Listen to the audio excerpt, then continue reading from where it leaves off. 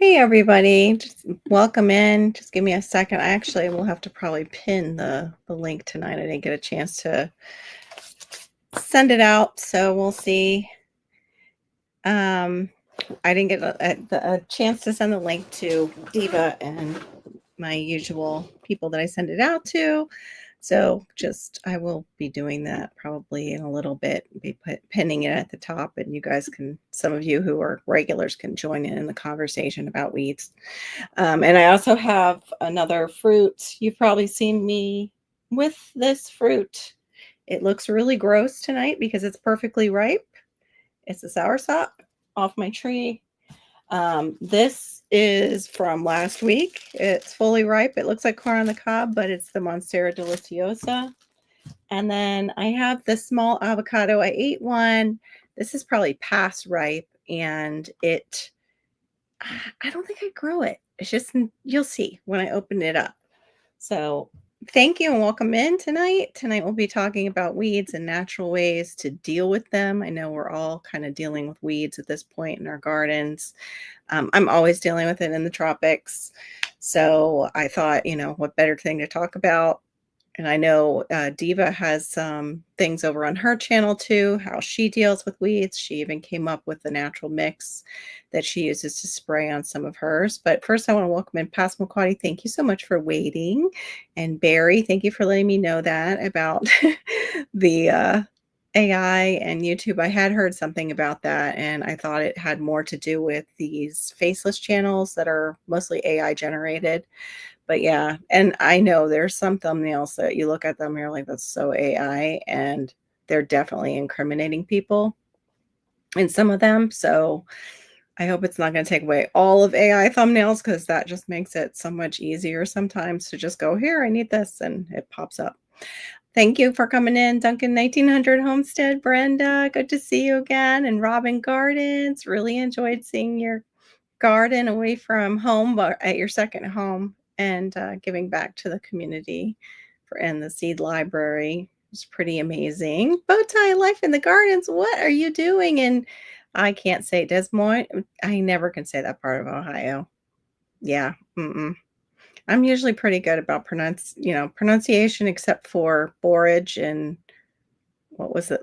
Lovage. I had to learn how to say. Yeah, I know. It sounds like, oh, that's hilarious. Oh, what an exotic destination. Too funny. Oh my gosh. Count the fingers on that thumbnail. I don't think it has fingers. Does it have fingers or just thumbs? I think, no, I was just making sure for people who came in. You just have to answer that question. Yeah, I did. I said I don't have any, like, in my content of the video, there's no AI used. And I know hey, welcome in, Glenn from How to Garden. I know Glenn is tending to some weeds. Seen him doing it. Weeds? There are no weeds. What are we saying? What? If any of you have seen Glenn's shorts come through, and I don't mean the kind he wears in South Florida, I mean the shorts and the reels on Facebook and on YouTube. Hey, Anne, good to see you. Good morning. It's very early morning for you. Yeah, I hope not. I hope they won't yell me for that image. It was just so much easier to do it that way. I didn't have one prepared yet. If so, then back to the drawing board. 5 fingers and 1 thumb. Thank you. Des Moines. Des Moines? Did I say it? Des Moines? I hope so. They went in to remove Audrey's. What? Oh, they did. What? They couldn't find it. Was it supposed to absorb into the body? What in the world, Brenda? You and I have chit-chat this week about that. We'll pray for her, for sure. Yes, definitely. Prayers for Audrey. That's just crazy that they can't find it. Oh, wonderful. Yes. Glenn is opening his nursery. Soft open. Sold a few plants yesterday. That's fantastic. Thanks. This is my going out on Friday, so, I freshen up a little bit. Thank you. That's very sweet of you. No one looks this great. Oh my gosh, this late at night. I don't know. It depends on how many drinks people have. A lot of people can look very good after a few drinks. I have not had any. I'm just having my electrolyte water. That is wonderful, Glenn. I've been awake. Oh no. Oh, it's the heat. Yeah, a lot of people are dealing with that. Anne said she's been awake since 4 a.m. It's 5:33 a.m. now. I hate that. Can't sleep because of the heat wave. Yeah, I've been thinking of I have cotton sheets on my bed, and I have now the cotton comforter, but I've been thinking about getting just like a gauze cotton coverlet, because if we lose AC, it's going to be the same way here. Yeah, beauty filters don't count. I do have it on the lowest setting, I think. Yeah, it's like very subtle. Touch up my appearance. I'll turn it off there. It's off now, so you can see all my wrinkles. Oh, wow, that's so weird. It just wasn't even there. What the heck are the doctors doing to your poor Audrey? Oh, I'm so sorry. Well, welcome in everybody. Hmm, let me see. Hold on, let me see where my phone is so then I can bring up my outline. I didn't do the really cool visuals, of course, like our Shawnee, but I need to bring up my outline. I send it to myself. It's the easiest way for me to do it. I guess I could do it in notes too, but it's just easier to email myself. And it was interesting too, because I think Paul from Seed Time put up something I found that in my email, which was interesting, something that he does with his plants. It's not so much weeds, but it kind of goes with the weeds. This topic matters because my garden right now is full of weeds after we got at least some rain. Hey, welcome in, Homestead Aquarius. And we have this weed that's got a taproot that's like a carrot, and it just breaks off, and I forget the name of it. Glenn might know. I might have it in my outline. I'm not really sure, but it loves to go in between my pavers. So I would have to crowbar up a paver and dig it out and to get to that root. But what I'm thinking of doing, instead of, how you'll solarize an area in your garden, I'm actually thinking about putting a tarp over my paver area and just baking them in there and hopefully, killing them off. Such a pain. The problem with why it matters with our weeds is they'll compete for, the water and the nutrients, as we know, and the sunlight for our plants that we actually want to grow. And in different climates and zones, we'll have different weeds that we're bearing along with even during different seasons. This one I don't usually see until it turns spring and warmer. And once it gets cooler, that one kind of goes away. And I have others that kind of grow a little bit more even in our dormant season. The organic methods we want to use is just so we can protect our soil, our pollinators, and of course our health. I know, I don't remember. It has little tiny red flowers, and you miss it. Like you miss the flowers super quick. Grows like a weed. Grows crazy. And right now, yeah, there's a couple spots I'm just going to have to solarize because it's in the pavers themselves, and I'm not pulling up all my pavers. I am going to do something with the pavers. I need to surround the grass so it stays in its area, and so my husband can edge a little easier. I'm just still trying to figure out what to use, if I'm going to, buy some used pavers that are close to the ones we have and do it that way, or if any of you have used that metal edging. I was thinking of doing the metal edging. I don't want to do any more plastic in the garden. I've got enough of that. On those paver stones you need to use. Yeah, they didn't use that. What happens with that is my husband will pressure wash the crud out of everything once a year. So like all our walkways, our driveway. I don't know if we can do it this year with our driveway because we just used that special paint. The HOA was like, you need to paint your driveway. So we might just be recoating the driveway, like cleaning it off gently and recoating it. But he does that with the pavers. Even our pavers that are the Chicago brick, that looks like they have like a mortar line down deep. Well, everything has gaps in it now. He's blown out everything in between the pavers. So I don't want to have to keep doing the polymetric sand between them, but I would like to actually somehow do something. I don't know. I was thinking of the polymetric sand, but I wasn't sure if he was going to just blow it right back out. So we'll see. We'll see. But yeah, I know I'm supposed to use that. I haven't gotten to. This was a foreclosure, so there's so many other things. I still have things on my list that I want to do even on the inside. Let me see where I'm at over here. Okay, you're on the laptop now. I know what that's like. I'm mostly on the phone. Okay. So you like, okay, you like it. You have it between the pea gravel and the lawn. And that's what we have.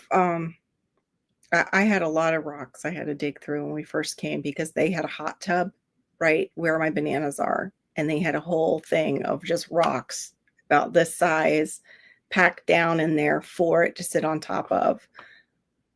Oh, that was no fun.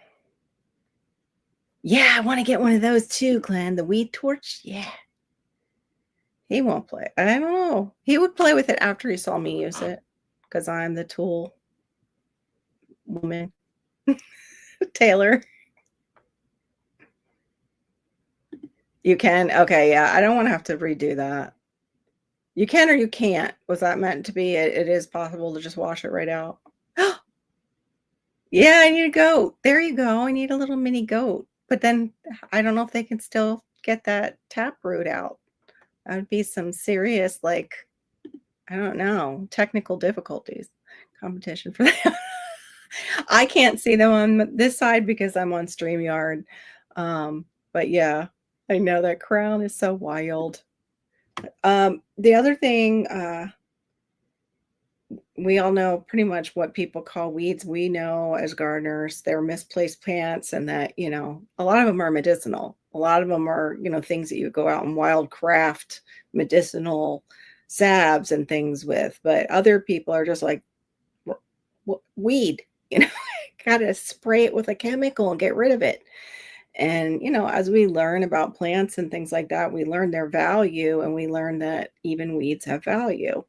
Also that they tell us something about, you know, soil issues, if it's compaction, poor drainage, like for Florida down here where I am, rarely do I see dandelions. I would love to have some dandelion root. I would love to have that medicinal dandelion, but we have so much calcium in our soil in this area. Never see them. I do not see them. I think I saw one, but it was not still in this area that I'm in. Okay, it will blow it out. Yeah. Yep. Definitely humidity and mold is a huge problem down here. And that's why we pressure wash it out of all the pavers and cement and everything. Oh, you have the weed dragon. Let me just works best for paver weeds. It seems okay. I'll look into that. Thank you, Robin. I just think it's just going to keep coming up unless I really bake it. Yes, and then you can put them in your homemade fertilizer. That's right. They can be aggressive. Some can be invasive, as we know, and aggressive growers and can outgrow some of our annuals and other tender plants and seedlings. And that is another reason we need to, you know, deal with them. Yeah, that's another, actually, bringing that up. That's what Deep in the Dirt made a vinegar spray, and it's like vinegar, but it's a strong vinegar, like a cleaning or above vinegar, salt, and I believe it was like a dishwashing soap. She's got the video over on her channel. I'll see if I can link it in the description after the video, after the live, I mean. You gave up. I gave up now. This was the last time I tried to grow veggies. Field rats. Oh, ate all my little growing pumpkins, plant and all, and stole all the young fruits off the trees. The veggies not eaten it. That's so sad, Anne. I am so sorry. You know, I might need some hardware cloth cages around your stuff eventually when you're ready to give it a go again. Uh-oh. Here we go. Here comes the competition. It's going off. Yeah, he does seem to get these crowns. Yeah, the heat waves. We had drought before we even hit our summer, and summer is when we usually get the crazy rains. Like it'll be sunny, and they do shorts on it and they do reels about Florida and how we will just get a freak tropical storm and then it's sunny later on. It does not cool off, not like other places where it's like, oh, we have rain, it's going to cool off a little. Like maybe a few degrees, but the humidity makes it worse that's left over coming up off the ground and everything else. It's yeah, I'm so sorry, Anne. How did you do that with the trap? Oh, 4 crabs. Oh, I missed that one. Is that on one of your latest reels, Glenn? Yeah, they're everywhere. Talk about an invasive. Blue crabs are everywhere. It sounds like a good problem because I like to eat crab, like blue crabs, but snow crabs I like better because you get more meat when you eat them. Exactly. There you go. Perfect example of Florida raining in the front yard, but not in the backyard right now, or it'll rain across the street and you're standing in sun on the other side of the street. It's just that way here. But we haven't been getting those tropical rains. We've been getting spit, is what I've been saying to people. It's like the threat, you hear all the thunder and the lightning and it sounds like it's coming and you like get excited because it's like, oh, I don't have to water my plants. And you know, the plants get that extra nitrogen and the oxygen and the ions change in the air, and then you get oh, and it's gone. And it's like, are you serious? All that build up for that? Oh, you guys have been having one heat wave after another there. No rain for 2 months. I'm so sorry. Okay, I'll have to check it out. Take a small break from crocheting. Yeah. Oh, yeah. You've been doing a lot and rolling those egg rolls that looked fantastic today, Passamaquoddy. When you hit the thumbs up, weeds start trembling in fear, and helpful garden fairies gain strength. Thank you, Bowtie Life in the Garden. Yes, weeds can be friends. We just don't know yet. You know, but then there's things that you don't necessarily like you deal with up there, Homestead Aquarius want to deal with, which is like, you know, poison ivies and things that could be caustic. You definitely don't want them. Or I think we have one called something like dog's blood. It's a small red berry and it's pretty poisonous. And it ended up inside of the passiflora that got dropped by birds that was growing like crazy. Because I saw it and I was like, oh, isn't that a pretty plant too? And then I looked it up and I was like, oh, no, it's not. And I got to pull it out with gloves. Every leg sends an organic army of ladybugs to battle the weed invasion. Scientifically unproven, but spiritually true. Yes, but Biden's alva is great. The bees love it, and you can eat the leaves. You can saute the leaves with your, you know, eggs and breakfast. We just don't follow the same path we do. No, they do not. They follow their own. Yes. Yes, that's true. Some friends are toxic. Yeah. Well, they're not really friends, though, always. They don't stay friends for long if they're too toxic. Those have to be pulled out, too, of our lives. We've got to guard in our lives, too. Be careful with them. Let's see. USDA zones and common weeds by region. Okay. So for zones 3 and 5, the colder northern areas, you can tell me if this list rings a bell. Let's see. We've got common weeds would be Canada. My friend would be so proud of me right now. My diva. Canada thistle, quack grass, dandelions, chickweed, We have a lot of chickweed here too. Organic control, mulching heavily to block the light. I want to add with that, some of us have done cardboard. I recently went out and got construction paper that I'm going to use. We used to call it, like, I think butcher paper. It's the brown paper. It's just like brown paper bag paper, but it's in a roll. So you can also cut it in, if you have curvatures in your yard or anything like that, and put it under the mulch. Not talking about lasagna gardening where you've got other additives above, your cardboard. It's a great thing, but I'm just talking about suppressing the weeds right now, which is cardboard, or you can use that kind of paper. They suggest actually boiling water for cracks in driveways. That would have to be some pretty hot water considering how hot it is here. So that's like scorching, boiling hot water. I don't know. Maybe liquid lava would work for down here in Florida. And I know certain other places that Alabama's getting the wicked hot summer. And then they do talk about vinegar sprays, direct contact only, and avoid the soil. And then another zone 6 and 7, Midwest, Mid-Atlantic, and some Southeast, common weeds, crabgrass, bindweed. I actually heard Robin mentioning bindweed, and I know Diva deals with bindweed.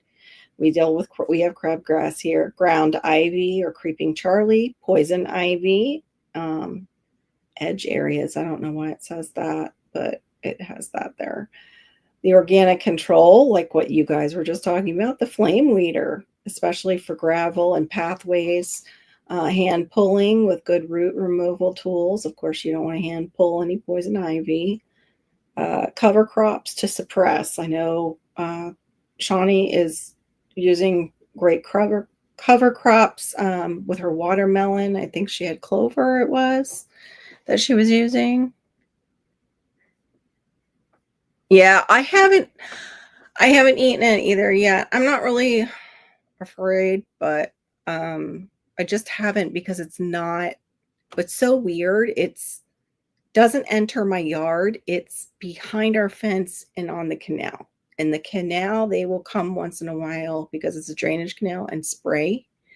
So I know it's got pesticide overspray. And then you go, I would say, 20 yards east, and there's a street. So you have all that outgassing and stuff from the cars. Yuck. Something was right. Oh, wait, what did I miss this? Something was right in the middle of my above ground garden bed. A potato night before last. They laid down, and maybe you needed to mound up the potato plants themselves. Like, add some more soil so you can do that. You can continue to mound up the potatoes with soil, and that might help get them to stand back up. Passamaquoddy. You decorate walls with paper. I remember wanting to do the whole map thing because I have a ton of maps and wanting to like decoupage walls. I'm so glad I didn't do that with having to move. Like, if it was my permanent home, maybe, and I wanted to drywall later, like, I can't imagine having to make that go away when you go to sell the house.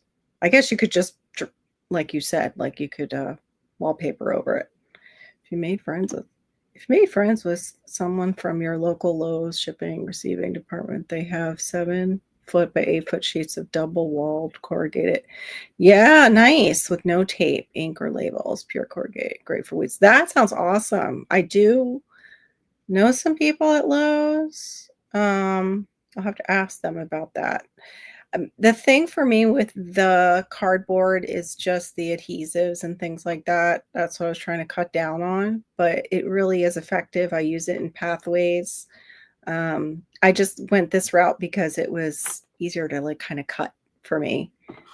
Creeping Charlie and violets make my lawn purple in the spring. I don't know. The violets I wouldn't mind, because the violets you can make like beautiful violet jelly out of, and right? They're edible. Aren't violets edible? Not so much creeping Charlie, I don't think, but the violets are. Yeah, I don't have it, thankfully. I'm very grateful. I know Homestead Aquarius deals with poison ivies, but he's also got a ton of mulberries and passion flower up there growing just crazy, which, I'm all for food that grows wild like that. Let's see. Yeah, wild violet jelly. Mother Earth Garden Club, welcome in. Yes, and if you haven't seen, Glenn is solarizing. I know somebody else who's, I think, putting together how to garden solarizing. Um, maybe putting together a video on it or a live on what they're doing. So, like, you might see us repeat in our small group, but that's okay because we're always going to bring up maybe something new that the other one hasn't. Or with Shawnee's case, it's going to be extremely thorough and almost like you're going to a college course. She is just such a natural talent with teaching. I mean, for somebody I went to, that was my major. And yeah, the girl is just amazing. And so is, Diva is too with her videos. When she's doing her videos, she is just her gardens are just incredible. And also her lives. I think I should stop trying to grow veggies in the garden and just grow herbs on my balcony around my house. Yeah, maybe grow things closer to you. I had to do that too, and I had to do that with my bananas. Of all things, I had to bring them in closer. You don't want them too close to your house because they spread underneath, the earth. But I had to bring things in closer because the ducks, of all things, when I did the banana circle, were eating the roots of my bananas and knocking them over, the pups, into the pit and drying out my bananas. If I wasn't there, to see them, they would have been drying out the pups. But yeah, that's sometimes how you have to start. And that's usually called zone 1 in permaculture anyway, where your kitchen garden is. So that might be a good idea. And do vertical, like do your herbs but like maybe get one of those vertical planters if it's available, or maybe, hobby. I don't know if he could build you one. Seeing all the weeds I've been eating yet. I'm not. Oh, okay. You're not heard of them.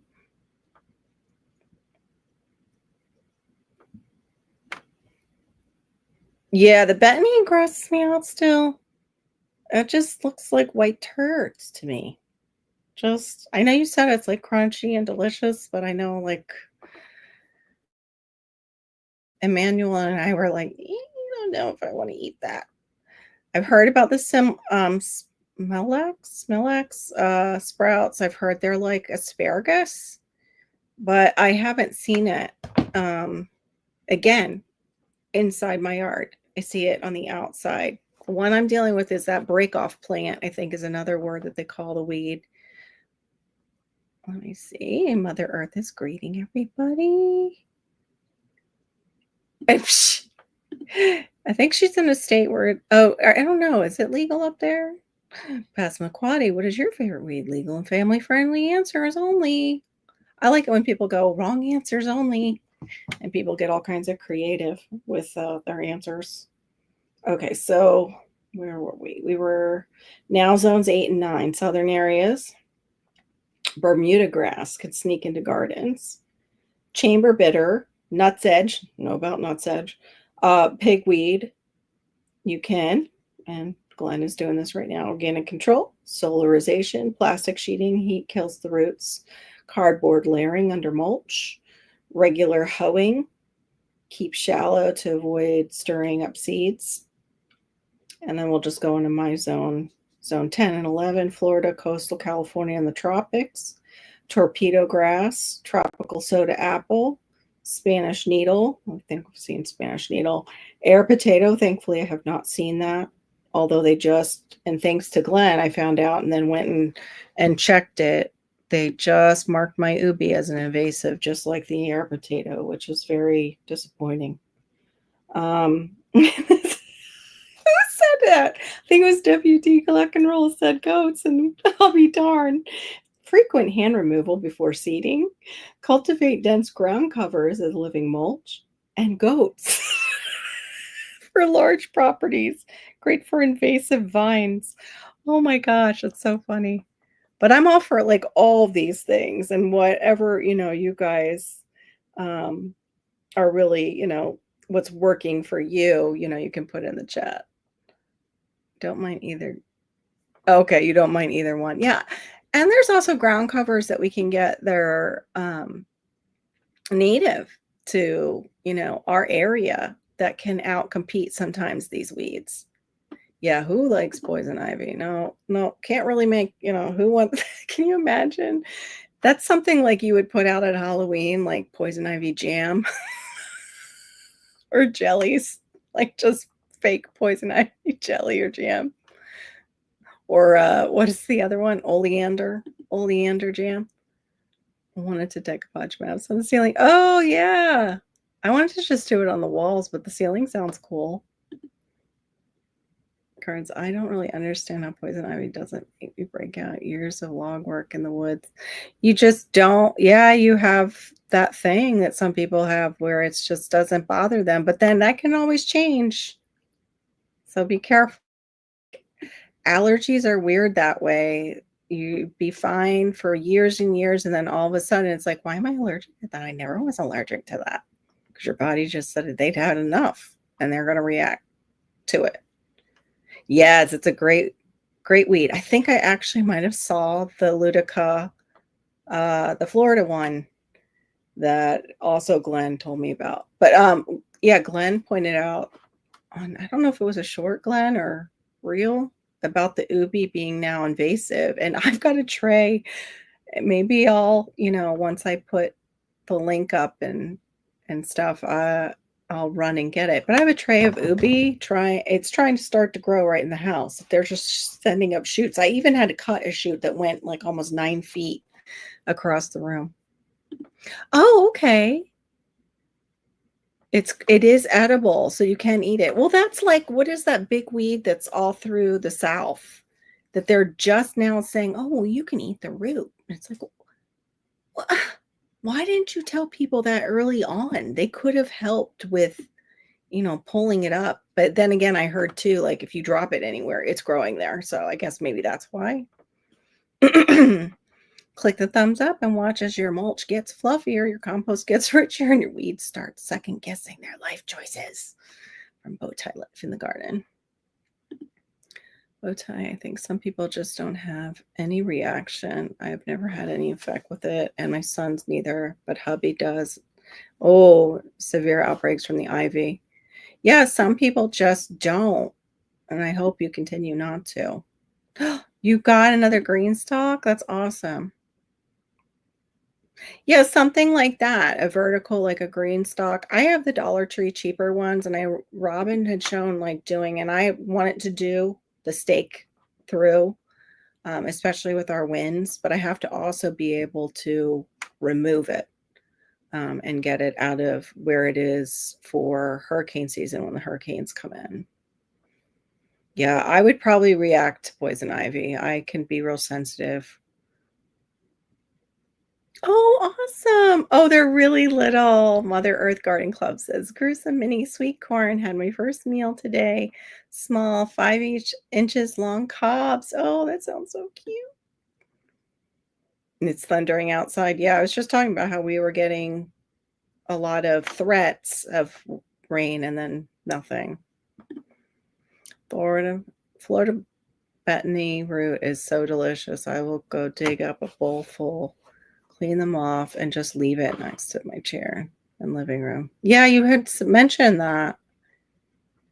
Gotta get clean white ones. Oh yeah, I've seen them. I know what it is, but even Emmanuel said, I don't know if we necessarily have that as a major weed down here. Glenn and you might have it, but I haven't seen it as a major weed. The one what was it? The one I said that we deal with too. Hold on. Let me go up to it. Not the crabgrass. Chickweed.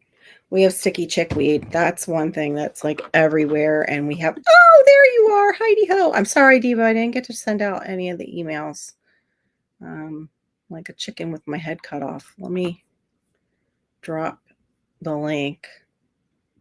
Hold on. There it is, I think. They moved everything around in StreamYard, guys, so if I'm a little behind and off, that is why. Okay. Let me drop it. This is the link for those I know, and of course for my Devo when she's ready. I know she's getting her bread ready tonight. And she had plenty going on, I'm sure, today. Let me see. Around 15 to 25% of people have no allergic. Oh, really? Reaction to urushiol in poison ivy, which is what affects people. Interesting. Oh, yeah, stay safe. That's true. I wasn't thinking in certain areas you guys get those thunders and the storms and lightning, and then it means winds. Sweet corn is about 2 feet tall. I have regular size sweet corn too that is taller than me. It's just starting. That's awesome. I would love to try corn. My dad didn't have much success with it, and he was a corn grower most of his life. But where we were located in Boca growing up, that soil was way more sandy than what I've got. And you know, he wasn't into the composting and building up the soil and everything. In fact, he saw how sandy the soil was, and he's like, I'm not making a garden in this crap. I'm not going to be constantly amending it with fertilizer. So that's when he just switched over to the fruit trees that came with the house, which was, we had a beautiful grapefruit, orange tree, and a tangerello. And we also had one that a tree that I just actually picked up. And I didn't think it was like super fantastic, so I waited a long time to get one, but I now have a loquat. I forget the name of it. I think it's golden nugget loquat. And spice. Well, I used to have a reaction to poison ivy. I know I got into it a lot doing log work and affect some ways, so you know who gets to pull it off for people. Oh, yeah, you're the designated puller-offer.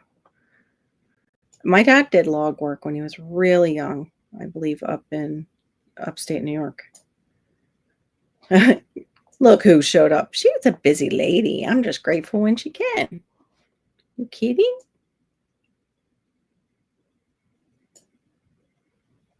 That's amazing that people can build up their immune system against poison ivy or its constituents.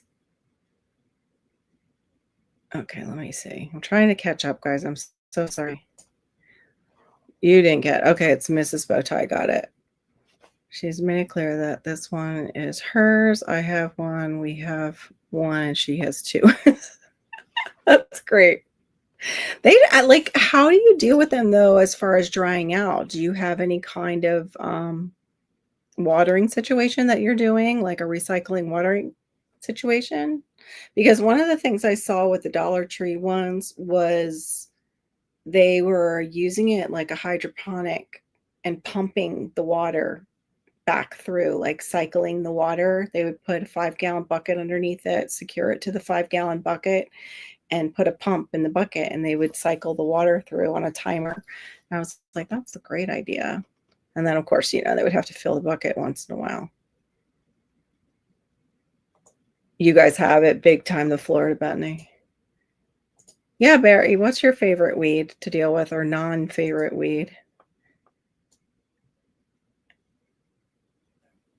Favorite weed is a dead one. Yeah, there's no way you're catching up to Bowtie. He was just like Shawnee with the typing. Yeah, they are, aren't they? And I love Shawnee's that plum color she got on special that you don't see, but I also would really love the one that Kevin at Epic has. It's kind of turquoise, like those are my colors, like any of those oceany, like turquoise and the lighter aquas and all that, all the different blues. But then I like little pops of orange too. Oh gosh, I'm describing the Miami Dolphins colors. Oh well, that's okay. Oh, have a good night, Glenn. Thanks for popping in. Appreciate it. You have to come up sometime. Talk Florida gardening. He's a superstar. Like this superstar. No worries. I was dipping shortbread. Oh gosh. Yummy. I want some of those lemon cookies. They sound so delicious. Here I am, like I'm shopping, so like getting healthy things. Oh, I was gonna ask you guys, since we're always talking about like, oh, I shouldn't do this, I shouldn't do that. What's one thing maybe you should do for yourself this summer to cultivate a healthier you? My newest thing is just drinking plain warm water in the morning. And some people can do it with lemon, but because I don't have a gallbladder anymore and my liver is rerouted to my small intestine, not doing the lemon because it actually helps bile. Like it moves your bile along, and I don't want extra bile going down into my small intestine. But if you need to cleanse your liver, it's a great thing to do the warm water with the lemon. However, if you are dealing with, small intestine issues and you don't have, oops, I don't know what happened. Somebody popped up and popped down, and you don't have a gallbladder, you have to be careful because you don't want to really over create leaky gut for yourself. I can't stay up too late. I'm sleeping in my brother's basement. That sounds so wild. I'm over in my brother's basement for a vacation. Oh, hey! Please welcome to the stage, David from Bowtie Life in the Garden. Hey, hold on. Okay, there we go.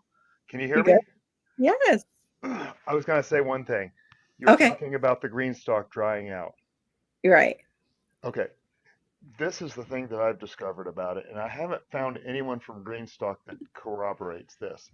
If you fill the green stalk all the way up with soil so that only like that much soil is exposed in each pocket, Yeah. the green stalk acts as mulch itself and keeps the soil moist all throughout the Hmm. green stalk. But the thing is, I always see people, and that soil is like down an inch or two Yeah, I'm guilty of that from the with pocket. everything. And if it's like that, the wind blows right through and just dries it right out. And I have a green Oh, stalk in the back that does okay. that. It dries out just immediately, and it's Okay. it's it's always drying out. But the one in the front, Mrs. Bowtie's green stalk out front, it's full to the top, never dries out. It's beautiful, and we Does just she go in have there. that automatic water at the top too that you Well, can we have get? it hooked to our irrigation system, so it does get watered Oh, regularly, see, yeah, that's what I'd like to do. and I'm that not does good at help. that. Yeah, that's what I was wondering, and that's what I'd like to do with anything like that. In fact, I want to put things in and do drip tape or something like Yeah. that, so I'm not constantly having to go out and hand water everything. Well, But I do you'll. notice that my fruit trees do much better when they're in Yeah. the soil. I can Yeah, pull and deeper. keeping those green stalks full. Now, I've never done the dollar store green Mhm. stalks, so and I know they're a lot cheaper. They're not designed as well as the green stalk No, ones. they're not. But it's Yeah. it's funny because every time someone says, "Oh, this thing always dries out," you look in there and you can see there's a gap underneath it. And just Okay. the wind acts like a wind tunnel right through those gaps of each layer and just Okay. dries that green stalk right out. But you fill it, That's a great and tip. I'll go in there and I'll actually get my compost and I'll trowel it up in there and I'll kind of pack it in there real good. Not hard, just enough to Mhm. fill it in and then mound it up just a little bit so it's not going to have any weight. That's all. I couldn't Okay. figure out how to type that in 200 characters.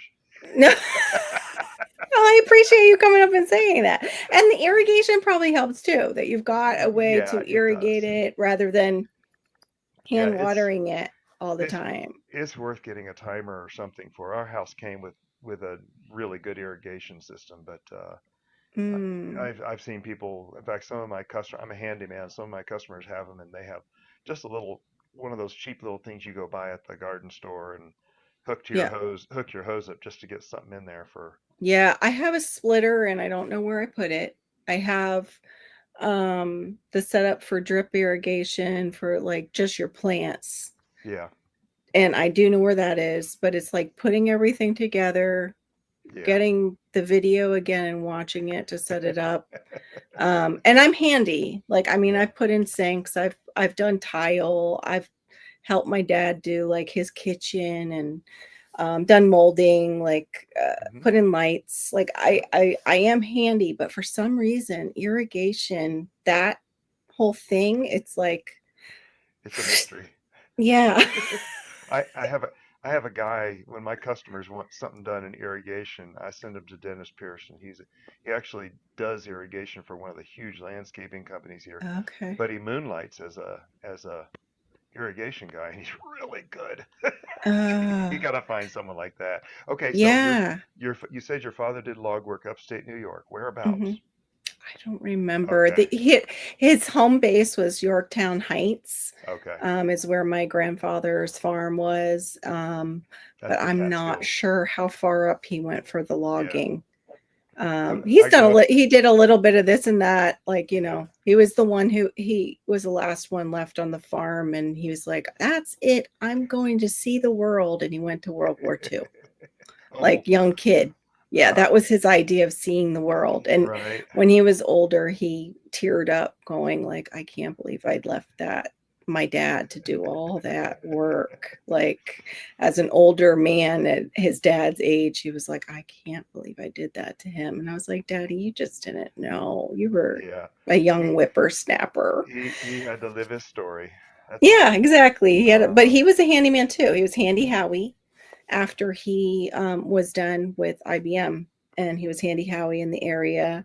And then I think I told you and told everybody he was a groundskeeper for a very wealthy family. And he was actually older than the family, like the Oh. man and the woman. And he was up on the eaves trimming their eaves, and iguanas would be up there. And we would hear about them, like startling him. And we're like, yeah, at 84, Dad, I think it's time we pack it in a little. Time to retire before one of those iguanas Yeah. takes you out and you fall. We But hope we yeah, I can get really another miss 10 him because years. he would know how to do that. Like, he would just Yeah. boop, boop, boop, boop, boop, and have it. Same thing with my rain barrel. I have a Yeah. rain barrel I've been wanting to put in, David, and we have a neighbor that the son is autistic and he's full grown, like, man now. Hmm. And he was using my rain barrel to come over the fence and check Oh. out my son's toys. Yeah. But that's the only place that I have the spout, and and the gutter system is Yeah. on that one side, the zero lot line. So I need to set up a gutter on the other side of the house to even put that in. But I got it for free. Right. I entered a raffle for my city, and it was like, oh well, nobody else run like Free is good. entered, so you win. Free is good. Free is always awesome. But I Okay. thank Well, you for that. I didn't even yeah. think about that. Yeah. Thanks so I, much I for that. I'm going to bed and saying good night. That's all. I Okay. my bro I'm living in their basement for a few nights, so I gotta keep it Okay. quiet. Well, enjoy your time, and then Yeah. pop in Illinois. Was it in Des Moines? Did I say it Yeah. right? You In Des said it right, Moines? Des Moines. Yeah. Woohoo! It's my mom's 90th birthday Sunday, so I came Oh, up to be here for that. So bless her. Oh my goodness. Enjoy anyway, that. Hug her thank you, up. Diva. Good night to you, Diva. Have a good night. Thank Y'all you have a so much, blessed day. David. Bye You bye. too. Let's see. Duncan says, I've had poison ivy so bad before it took 9 trips to the doctor. Oh my goodness, 9 shots to get rid of it. He told me on the last shot, if it didn't work, he was putting me in the hospital. I think he scared it away. Right? It's amazing what our bodies do when they hear certain things, our brains. Yep. The new Diva homemaking and cooking content for sure. Maureen Stewart. Yes, she is. She is just the all around amazing homesteader. One thumb equals one invisible gnome pulling torpedo grass out by the roots. Let's give that gnome some job security. Bow tie life in the garden. I don't know where you get some of this stuff. It's hilarious. Oh, I know. That's me, Passamaquoddy. I can become allergic to just about everything I look at. Um, yeah, like bites and stuff outside. I noticed that I react a lot more. Um, yeah, like overreact, I should say. My histamine just goes off the wall. When we bought this house, the garden was like a jungle and ivy growing all over everything. So I guess who had to remove it all? I bet. Yeah, we had big old bird of paradise right up next to our foundation that we had to get out. Thankfully, my husband and I don't know if it was my dad, but he had help. I remember it wasn't just my husband, but it was ginormous. It was huge to get that out. And then, oh, you grew up around the Adirondacks. Okay. Yeah, I actually looked at Word of Life Bible College one year, and I went. My parents were wise. They had me go during winter, and I decided that that was not my calling because I ended up in the sick bay because I have asthma. And I also had gotten hit with a snowball right to the face in a snowball fight, and it almost knocked me out. But I ended up like getting a fever and everything from the altitude sickness, I think is what it really was. I know. Doesn't that sound amazing? I know, just casually like baking delicious stuff and telling us about it. Mm. And Anne says her sister is allergic to so many things too. You went down to 3. I am sorry. Maybe you have a chance now. Bowtie Life in the Garden is going to bed. Mobius, welcome in. I'm sorry if it took me a while to get to you. Wanted to give David the Dollar Tree DIY towers we made. I only punched out one hole in the bottom of each cup. No issues with drying out even in the 90s. Okay, good tip. Thank you, Robin. Good tip. I've had mine for a while, and I actually had some rats that ruined some of them. It was in my rat-proof armor that I put out on my patio. Not rat-proof. Oh, thank you. That's so sweet. You're working on hydrating every day. Yeah, this is actually, it's a pre-workout drink, so it does have a little caffeine in it. Ooh. I have made the cucumber. I had an old video where I made a drink with the watermelon and cucumber, and you add a little sea salt. I'm not good with watermelon and mint together. But yeah, cucumber slice. I was slicing up cucumbers today. I did buy some ginger because I want to pickle some because I do like that ginger with the sushi, the pickled ginger. But I might make like more of a, might put a Thai pepper in there and make it like extra spicy in 2 ways. 59 degrees here right now. Supposed to get down to 52. I would love a little bit of that. My AC, we keep it 74, and it was at 77, so it's struggling because we've been having 90 days and we have concrete homes, so sometimes it's hard to get them to cool off. The tile helps though. Oh, when I went outside the door to go grab something before the live, I looked down and there's a little tiny baby anole lizard and a oh, what are they called? The ones, oh, a gecko. I caught the anole. The gecko was like way too fast. I couldn't grab it, but the anole has been set free. It was such a cute little baby.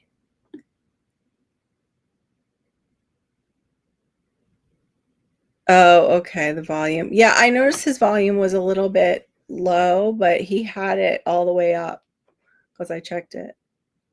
You love your drip irrigation. Mobius, do you have video on it? I need some like step by step. I need like drip irrigation for dummies. Like really step by step. I just got a book called Nourishing. Oh, I have that. Certain foods are bad to eat or good to eat. It has recipes. Yeah, nourishing traditions follows along with that dentist. I can't remember his name, but it's just the old ways of eating and how we didn't have like tooth decay. Oh, I think it was Price. His name was Dr. Price. And yeah, it helped with like tooth decay and healing the gut and everything like that. It's kind of where a lot of the bone broth came from. Once I put in drip system, I can add and subtract. The initial part was the hard part. Yeah. I just have to put everything together. I've been trying to, how do you say it? Just gather things like with like this room is just still pretty much a disaster because we had a point where we were just putting things in it because we had so much going on and had all my mom's stuff coming into the house.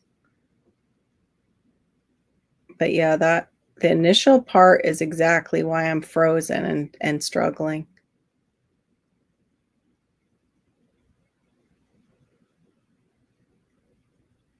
I have the book. Let me grab it real quick. Oh, you got it. Okay, Sally Fallon. Yep.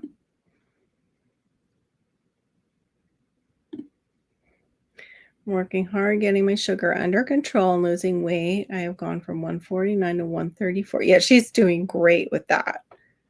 Doing good until I ate 3 homemade egg rolls today. Oops. Yeah, but you ate them on an empty stomach, so it was just a complete sugar spike. You were like, your body was like, you're starving us. So I think that happens sometimes when we do that. I know it does with me. Like my blood sugar will drop, and then if I eat a meal, and especially if it has any carbs in it, sometimes I feel like I'm high.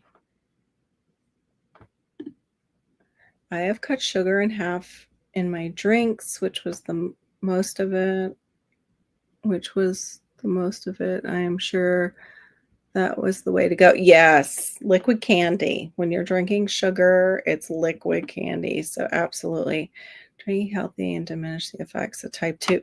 Yeah, I'm trying not to go into type 2 diabetes. And Mother Earth Garden Club, we just got a letter from our doctor and they're going do like that private. It's not like a private pay, but pay $2,200 and you can get better care on top of our insurance. And I'm like, yeah, no. Oh, please welcome to the stage, Robin from Robin's Garden. Hello. Hello. Oh, I like your backdrop. It looks so cozy. Oh, I'm sitting in my dining room. I like it. I've been doing my chive seeds. Oh, wow. It's a lot of seeds. It's a lot of seeds. It'll make about 50 packets, I think. That's amazing. I actually was just looking at society garlic. I want to get a hold of some of that for down here. It seems to do well down here. And with our heat, I'm a little concerned about the garlic. I do have plants so that bulb up well, but it's like amaryllis. It's like flowers. So I don't know. Will that translate to onions? Will that translate to garlic, you think? Like, I don't know. Never grown amaryllis outside. Oh, yeah, it's totally different here. We grow house plants outside without a problem. It's really weird. I know mother-in-law's tongue just grows crazy. Yeah. Yep, that's what happened here. Also, just, I had talked to Joe Serrano, and he didn't know that, this plant that the Monstera deliciosa, is actually a vine, and it will grow up our trees here like crazy. And we have a strangler fig that actually it does, it grows down. I can never remember how to say that word. It starts with an E, and orchids are also that epiphyte. I think it is an epiphyte. And they said the Monstera deliciosa is like a hemi-epiphyte, which was interesting to find out. But I even saw it at Dollywood one time, like going up the wall on one of the things, like a tree that they had there in the Grand Ole Opry, not at Dollywood, in the Grand Ole Opry hotel, because they have, oh my goodness, if you've never been there and you can go there and just walk through the Grand Ole Opry Hotel, Mhm. all the plants, it's just gorgeous. It's a botanical paradise. It's really beautiful at Christmas time. They Mm, make tons of like poinsettia trees and I uh, bet. I was I there bet for a it. conference for a week and it was Nice. yeah, it was a treat. We were blessed that my daughter actually did a GoFundMe because there was a meet and greet with, they're called Blimey Cow. And it's like a YouTube channel, but a lot of the homeschool kids kind of gravitated towards these guys because they were also homeschooled. And people helped her and they paid for our whole trip. Oh, neat. And so we were able to do that, like the whole Nashville thing. And she got to see a lot of places right before, I think it was the hurricane that went through downtown Nashville, like, and took out like the soda club that we visited. It was crazy, like, to see the places that we visited damaged, but it it was a lot of fun. It was definitely a lot of fun. Nashville, my parents retired to Tennessee, and then I have two brothers that retired to Tennessee. Um, and Nashville, wow, like even like the last 10, 15 years is so different because there's been Mm, such an influx of people going there. right. At one point, it was like 89 people were moving in a Mhm. day. I mean, a day. Yeah, I believe it because we were Really? watching. My daughter wanted to move there. Our family, she wanted our family to move there. And I was watching the prices go up. Like Franklin at one time was affordable. Franklin got so high that it was like, nope, Franklin's not affordable anymore. And it just keeps going further out away from Nashville where the prices are going up because everybody wants to be in that area, it seems, for, downtown Nashville and just even the outskirts and everything. Yeah, losing weight is a nice side effect of eating healthy and diminishing something. Mobius, I cut it all. We're talking about how you're gardening yourself too. The weeds that you're removing, I guess, in your own life. But sometimes we have to start with like the good habit because it's like there's so many things that we feel like we have to remove thanks to YouTube. And it gets confusing with the conflicting information. Well, Yeah.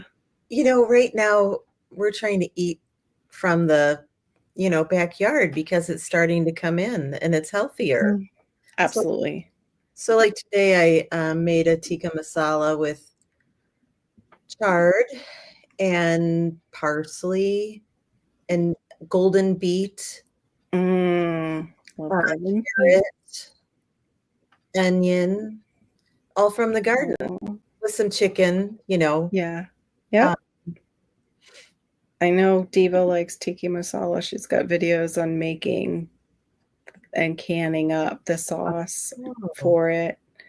Her and her daughter.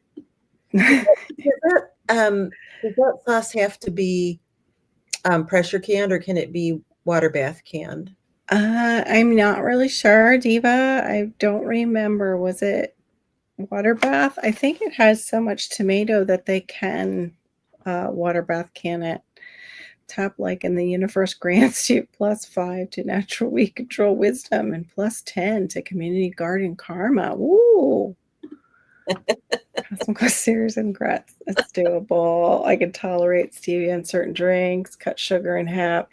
I can't tolerate stevia in certain drinks. Some of the fake sugars actually make me sore. It was really weird when I was going through keto flu. I got over that. And then I'm like, well, let me try some of these products that have the alternative sugars. And it was causing me pain again. And I was like, okay, I can't do that. Um, yeah, bless your father too, Diva, turning 90. I know that was the last major birthday that we all got together for my dad.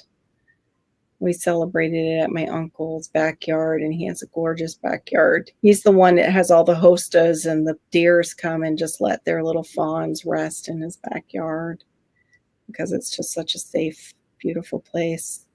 Oh, Passamaquoddy stole your crown. So I know you said you mentioned the bindweed at the kitchen garden, but what do you deal with in your home garden usually as far as weeds? Because I know you have the raised beds, So, but I mean, the most troublesome this year have been the tree seeds, the mm, cottonwoods and the maples. And okay. the cottonwoods were just relentless. It looked like Mhm. snow on my gardens. Wow. So many seeds, and then that translated to weeds. Yeah. Um, in the in-ground beds, the creeping Charlie will creep in, but it's really easy to pull out. It's shallow rooted, so Yeah. it's not that big of a problem. And like your video, like it's wonderful when it rains before you have to do a weed pull. It is so wonderful when that happens. It makes it so much easier for them to just release from the soil. Well, You're because I'm retired now, if I am going to do a big weed, I will do a deep water a couple hours before I'm going to, weed. It just makes it so much easier. This sounds delicious that you made the lemon drop basil and stevia tea today. See, now I can have stevia if it's from the plant. I'm wondering if I can get stevia and macerate it and do like the infusion, like how they have the infusion pitchers, or put it in some type of, oh, what is that cloth that we use for straining things? Cheese. Oh, thank you. The cheesecloth. Something like that. But that sounds really good. What was that? The lemon drop basil, or are you going to make a short about it? Or did you? You know what? I probably should. Mhm. I just pulled lemon drop basil from the garden and the stevia, and then boiled it for about 10 minutes, and then just let it, Oh no.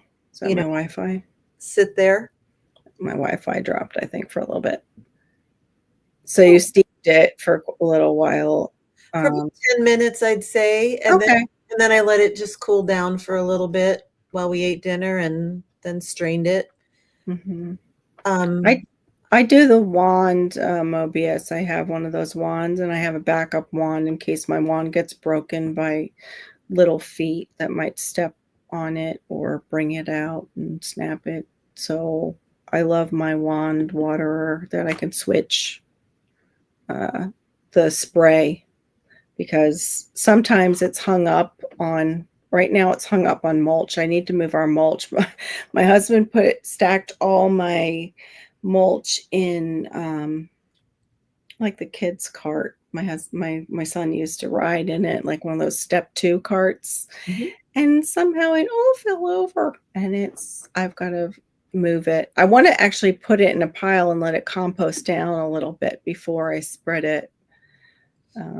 But yeah, that sounds really good. I know right now, just like you said, eating out of the garden is amazing. But then we go into winter and everybody wants like the comfort foods, and it's like you pack it on again. It seems like a cycle, um, at least for me and some other people that I've talked to. The Yeah, take good care of the crown. He's so funny. hardest thing for us is we like to eat out. It's like, Mm-hmm. and even if you try to make good choices, you don't know what they're cooking it in, No, what they're the adding. oils and yeah, and yeah, exactly. The sugars that they don't reveal. I've never heard of that either. So lemon drop is a type of basil that you're growing? That's what It it's is. called? It is. Mm. It's by. I'm pretty sure it's by Burtby. And I've been growing it now for. My seed box is right here. I don't know. Probably. If anybody Oh is no. looking for something to organize your seeds in, Mm-hmm. this is, You can get it in the art section at Michael's or Nice. from the Big A. Yeah. I have the photo one with all the little individual boxes, but that's a nice one too. I like that. Ooh, I couldn't be that coordinated, I don't think. Oh no, I forget what I put in there. So yeah, I'm trying to get better and put like the months and then put the plants in with the months that they need to Yeah, be sown. it is burpee. Oh, okay. Yeah, I haven't seen that one down here. I'll have to double check and look for it. It is so good. Oh, that large leaf basil we were talking about, the one you can make the sandwiches in. Mm-hmm. Yeah. The leaves aren't getting any bigger. Oh no. I know. Sad. Last year they seemed to be getting bigger and then it got that fungus and whatever. Mhm. This year the leaves just seem like like a Genovese size. Oh, he says he pickles his ginger too, and he did a batch of Scotch bonnet peppers. I actually pulled a couple jalapenos. They were small, but that plant I thought was a goner. I actually have 3 plants in a planter, and it was eaten down to just the stems. Like hornworms had gotten to it, and it's coming back. And I'm hoping to put out a short. It had a little friend on there helping me out, little baby anole lizard who was cute. And then of course it also had, I had put it kind of hidden it away near my bananas, and a spider also was above it, and so it was probably helping too with any of the smaller while they're small before they get really big and nasty. A whole week. Oh my goodness, you've had 101 to 104. I was actually just watching a clip of my cassava because a person and I were talking about being older and how cassava is harder to harvest now that we're older. And yeah, it feels like 104 that day that I did that. Yuck. Pickled eggs in August. I've never pickled eggs. I heard quail eggs are quite delicious pickled, but I have never pickled eggs before. I know, Bowtie's got FOMO. Oh, pickle. You can do like a cheap pickling Mm-hmm. with eggs, and just take your pickle water when you're done with your pickles. Uh-huh. Stick your boiled eggs in there. Let them sit for 4 weeks or so. Yeah, I like to reuse pickle. I've never done it for eggs, so yeah, I'll have to try that. It's like a fridge pickle. Yeah, that's fine. I don't mind that. I know Diva does the open kettle method, which I wanted to try for if I ever get some green mangoes and do that with the Thai pepper, because those are, I mean, the Thai chili, those were delicious. The color of the egg gets kind of odd. It doesn't stay bright white, so you just have to get past that. Yeah. Yeah, I've seen that. Well, then again, like it's down here at, there's the 7-Eleven where it's like that awkward, like red, and I would never try those. I was like, no, does not appeal to me in that color. I actually have pickles right now that are supposed to be, well, they are kimchi flavored, and they're pretty good. So I wouldn't mind reusing that pickle to try that along with the dill pickle juice that I have. Trying to drink water when I got up in the morning. Sometimes I forget, but rectify it when like later on. Yeah, I'm trying to do that too. I'm off my coffee in the morning, which can be dehydrating, especially during the summer. And it also keeps when you wake up, your cortisol is what wakes you up. Your cortisol spikes, so you get up. And coffee also spikes your cortisol, and cortisol is great for belly fat. So I'm trying to go off the coffee, and then the next will be the caffeine that I have in this pre-workout drink. Yeah, I bet it's unbearable. I'm so sorry you've got such high temps right now. Tropical rainbird, get the kit, my dear. I have stuff already. I just need to hook it up. But I'll look at the rainbird kit and see if I'm missing anything from what I got. I just got a bunch of stuff from Temu. Hey, hey, you know what? You just got here in time, actually. I have not opened up my soursop. I did show everybody that it's ugly, but that's the Monstera all ripe and ready to be. I ate the rest of it, and then I just kind of cut off the ends once it was eaten because it looks gross. Like the center is black, so it kind of looks like it's got bugs, which is disgusting, but it's so good. Drip kit. I'm glad in your short, I'm like, oh, I'd have to absolutely know that was okay to eat because it didn't look like it was okay to eat. No, it did. It was. Yeah, it is like, learning curve. I did get hit once. When I first got it, I hit one of the spots that was not right, but it wasn't too bad. The drip kit will get you started and the step-by-step is included. Oh, okay, they have the directions. Okay, thanks, Mobius. I'll look into that. Yes, that's his name, Dr. Weston Price. I couldn't remember his first name. Okay, bedtime. Good night. You sound like me when I tell people I'm going to bed in my messenger group. I'm like, I'm going to bed. And then an hour later, I'm like, look at this short. I fell into the shorts. One more. With each thumbs up, the sun shines a little brighter, the soil sighs with relief, and your hoe gets just a bit sharper. Pray for me. I still need to find my father's hoe that I broke. I love that tool. It's a cultivating hoe. And it's, solid. Like the steel and everything that it's made out of. It was just the stick broke on me. Then you will get bits that you need later for the drip on Amazon. Okay, yep, mine might fit right into it. What I have. Oh my goodness, I'm a little far behind. Bow tie. Let's see. What BS is saying hi to Robin. Yeah, Homestead Aquarius. You see that super chat button? Yeah, Homestead isn't giving me any super chats, I don't think. Nope. It's a big cup, Robin. I missed the big cup. Yeah, that's normal. Oh, yeah. Hey, mine just doesn't have a handle. I like that, though, the mug. It looks like water, but it's Lagunitas Happy Refresher. Ooh. This one is blood orange. These are non-alcoholic. I don't drink. Oh, okay. Mocktails. Yeah, I don't drink much either anymore. My liver can't take it. Not that I ever was a drinker. It's from, not having a gallbladder and just not treating my body right. I was fat thin, I think, all my life. Like when they were like, a calorie is a calorie, I'm like, well, then I'm eating desserts. I'm just going to eat desserts. I don't need to eat dinner. I'm going to eat desserts. Oh, what do you know? I don't have a gallbladder anymore. I could do some chive seeds. Either. Yeah.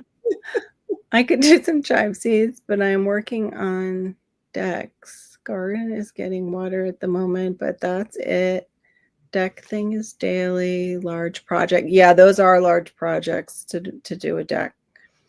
I know Shawnee and I believe it was her dad, created that deck that she has now.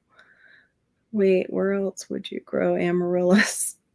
Yeah, they grow them inside during Christmas. Can you believe that? They forced the bulb. I've got bulbs like in my yard that are like this big from the amaryllis. And then, of course, they throw off all kinds of babies. So I've got them everywhere. You're number one again. That's fantastic. Oh my gosh. Okay, I got to the bottom, but I am missed so much. Sorry, guys. So Tuck came in. Hi, Mrs. T with a T. You came in too. I'm so sorry I missed you. Go ahead, Robin. I'm sorry. No, Mobius said she pickled cucumber relish the other day and added bell pepper. I love to make relish, and the favorite one I make it with a dill brine, yeah, and then add like a teaspoon of Coleman's powdered mustard Mm. to give it a Yep. little zip. Yep. Ooh, that is so good. Coleman's is a good mustard to add to anything. I actually need to check. I don't know where my powder went. Gardeners in zone 10.5. Yes, we made it up. Reported a 47% increase in satisfaction and 100% increase smug organic superiority over tapping light. I don't know. Maybe that's my zone. It's like I am kind of almost 11A, but they didn't give it to us. Yeah. So if in question, exactly, pressure can it. Or you could do the 3 hours water bath like, yeah, the Amish do. And also Europeans do not pressure can. I have to go start the day. Okay, Anne, I'm sorry if I missed you leaving. Have a blessed day. Thank you. I haven't pressure canned yet. Me either. Just water bath. Me too. I'll water bath again this year and really, make sure I've got my teeth cut and then bite the bullet and get the pressure canner. I have the pressure canner and I've been staring at it for 3 years and I'm afraid to do it. And the reason is I grew up in a time where the pressure cookers were supposedly blowing up and my mother would not use them. So she never used one around me and made me very afraid of anything that builds up pressure. I just finally used my pressure, like that pressure crock pot thing. I just finally used that, and that is the max one. So I could pressure can in it. It's the only one that comes up to pressure and stays. Like an Instapot? That's it. The Instapot. I have the Instapot Max, and it's supposedly okay for pressure canning, but I'm still afraid to do it. It's glass and pressure, and I just don't want to shatter anything or have something blow up. Although I see people do it and everything's perfectly fine. Let's see. These allergies, overactive immune system. I work on my immune system on the daily. Hydration with lemon and kooks is part of that. Yep. Yes, muslin works for strengthening. Love my wand water also. Oh gosh, I'm way far behind. Gross stevia. It goes as an annual here. I like to use it with chocolate mint tea. Ooh, okay. And Mrs. It was good to see you, Mrs. T. I'm sorry I missed you coming in. I have a moringa. Oh, okay. Tuck, I just saw that. You have a moringa question. Yeah, Scotch bonnets are spicy. It's part of Jamaican culture, though. They use it in a lot of their dishes. Ooh, that sounds kind of good. Pickled banana peppers. My mom used to like them in salad as I got older. Try a very small amount of habanero in the recipe to see how you like it. I'm pretty sensitive to it. A little goes a long way. Yeah, I like a little like sweet habanero sauce. Like if it's got a little sweet component or like maybe a pineapple. Doing fasting cardio every morning to burn fat.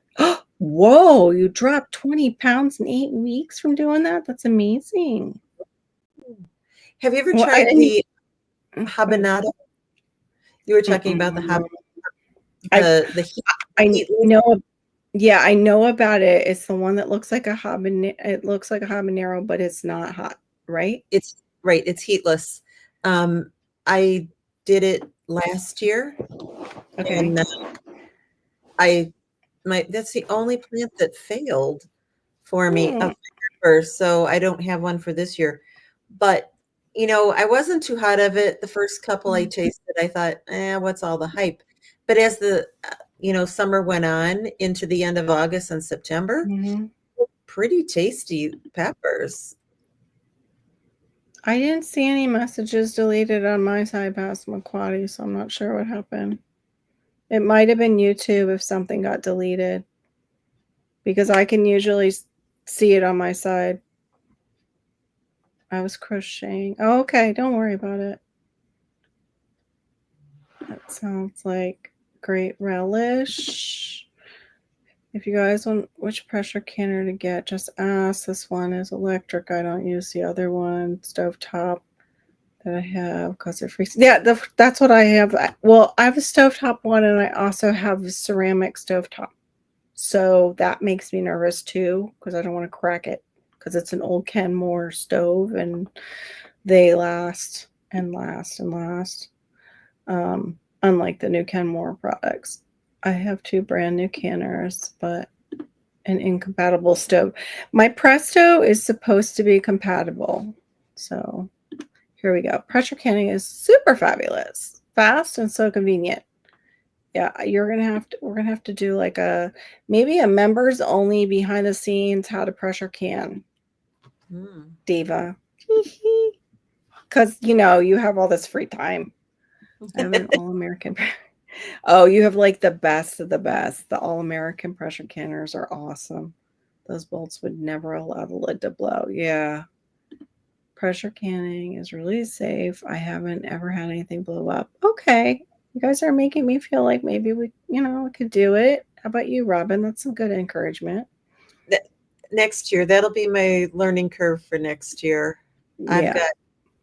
I have so many tomatoes this year that, I can water bath to my heart's delight. Mm-hmm. Yeah, plenty to do with water bath. Plus, the stovetop canners can break your stove. Yes, that's what I was concerned about, the breaking the stovetop. But that's why the Max that I have, what is it called again, Robin? The pressure cooker one that I have. Instapot. Thank you. I don't know why Instapot will not stick in my brain. I always forget the name of that product.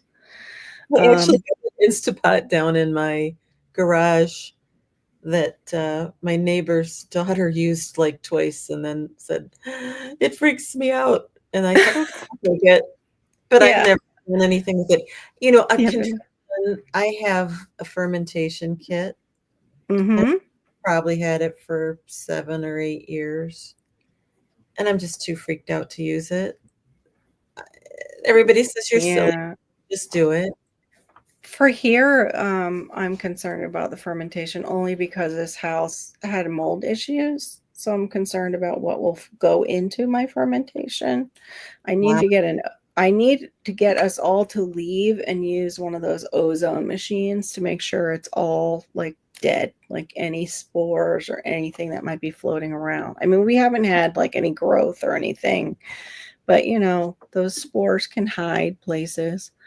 And I don't want them in my fermentation. I have a glass cooktop. Yeah, she does. She does have a glass cooktop, and she's got the All-American, which is very heavy. That's awesome. Okay, let's see. 20 pounds, 8 weeks, minimal dietaries. And I use a walker. Wow. So how are you doing your cardio talk with the walker? If I can ask, like, how are you getting that walking in? Because I almost thought about getting one of those cheaper. They don't have the handles, and you can just put them on the ground. People use them in offices too, and it's almost like like what they use in shipping places. And you walk on it, and it just keeps going, like rotating. Hold on. I'm sorry. I'm still trying to catch up with the side chat and think at the same time, and it's just not working for me. Like tire freezer and pressure can meats and so on. Best source I learned from. Yeah, she's wonderful. Rose Homestead. Yep. I think it's Red Rose. Yeah. Red Rose Homestead. What is that? Not a jalapeno. Yep, is the heatless jalapeno. So I have seen it. I've just never grown it. Mother Earth, what does that taste like? Is it good? It looks overbuilt. It's very stocky and sturdy, Tuck. I don't know. It looks like it could survive a war. Looks amazing to me. It's encouraging, but I get nervous. Yeah, unlike the other option. The great thing with pressure canning is that you can take all you are growing now and can it for winter so you can keep eating good. That's true. Instapots may not be pressure can. No, I know most Instapots are not. The Instapot Max is the only one that maintains the pressure, And then there, I don't know if it's Nesco. There's another name brand Mobius that does maintain pressure too. And actually Red Rose has done a video on them. And I think the one from the pressure canner company did a little bit better than the Max.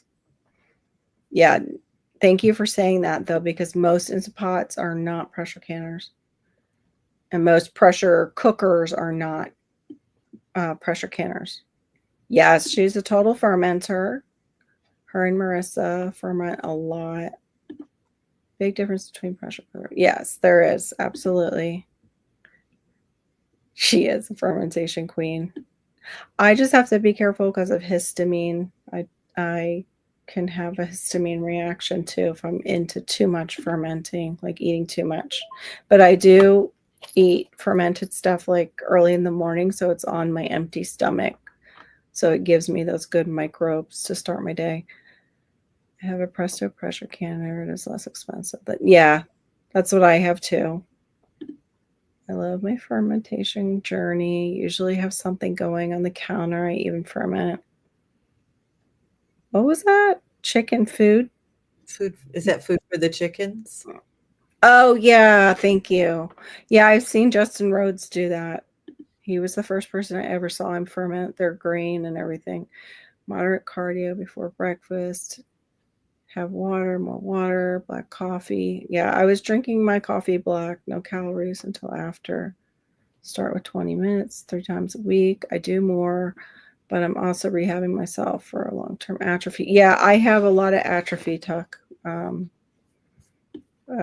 Yeah, because of the fibro and depression with dealing with my parents' illnesses.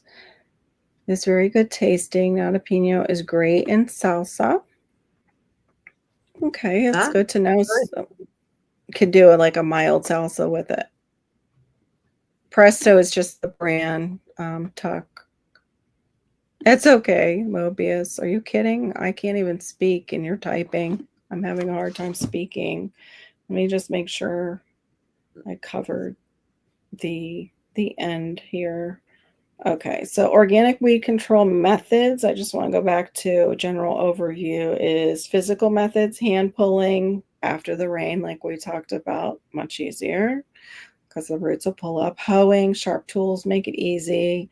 Mulching thickly, wood chips, straw, leaves, smothering techniques, cardboard, newspaper layers, which you wet those down under your mulch, tarping between seasons. Biological methods, encouraging dense ground covers, clover, creeping thyme, companion planting to shade the soil. So basically polyculture, like just filling things up, any empty spaces, because the earth likes to be covered.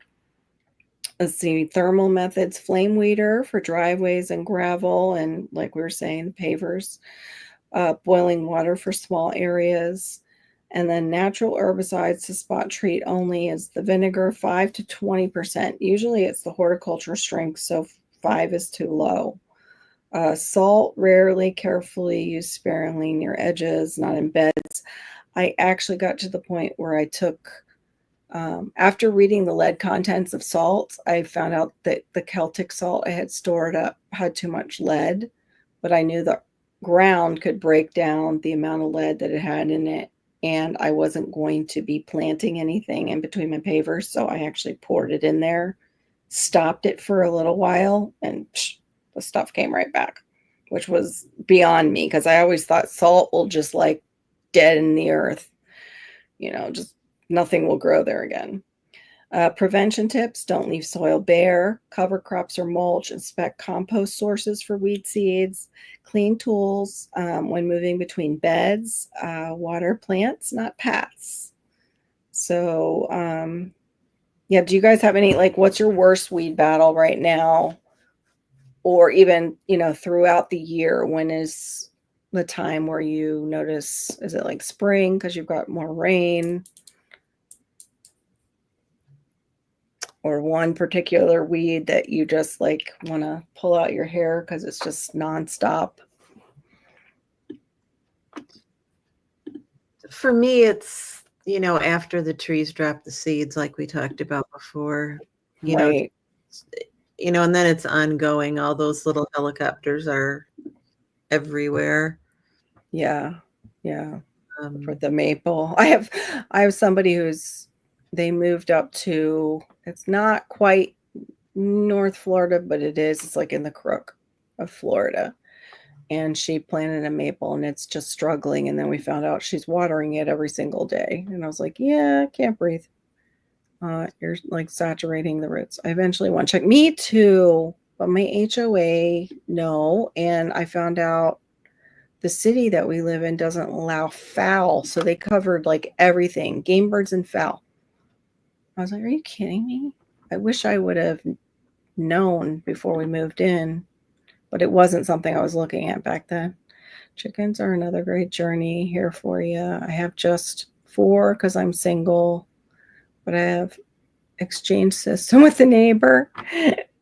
What's the exchange system? Like if one dies, they'll help you out because they have more.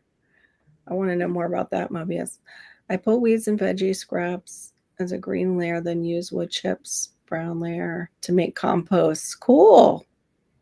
Now you have to pull those weeds though at a certain time, right? Because you don't want to put weed seeds into the compost and just have it recycle again into the garden.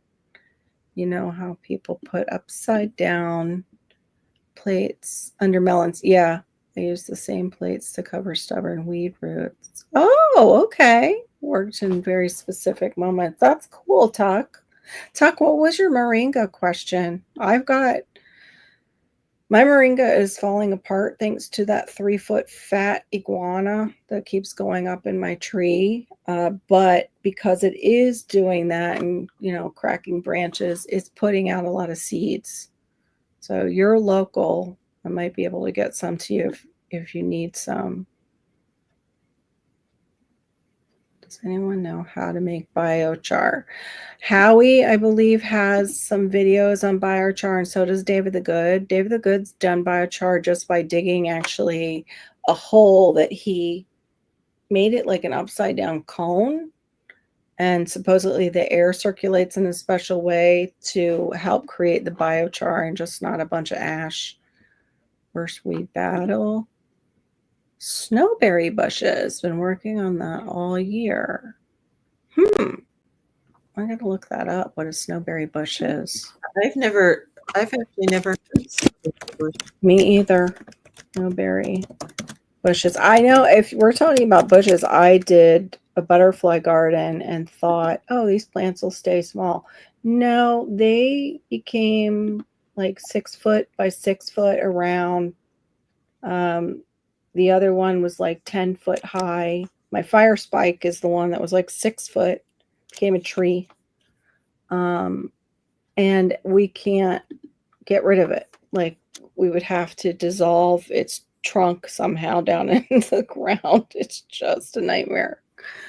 But it is a great pollinator and it is also a native. So I'm just letting it grow back. I just have to keep it in check and trim it up. Let's see, share the screen. Snowberry. Has it over to the side, if you guys can see it, the red. I'll show you in just a second. It's over on the right-hand side, the picture. That's the snowberry. Let's see if I can find out about it.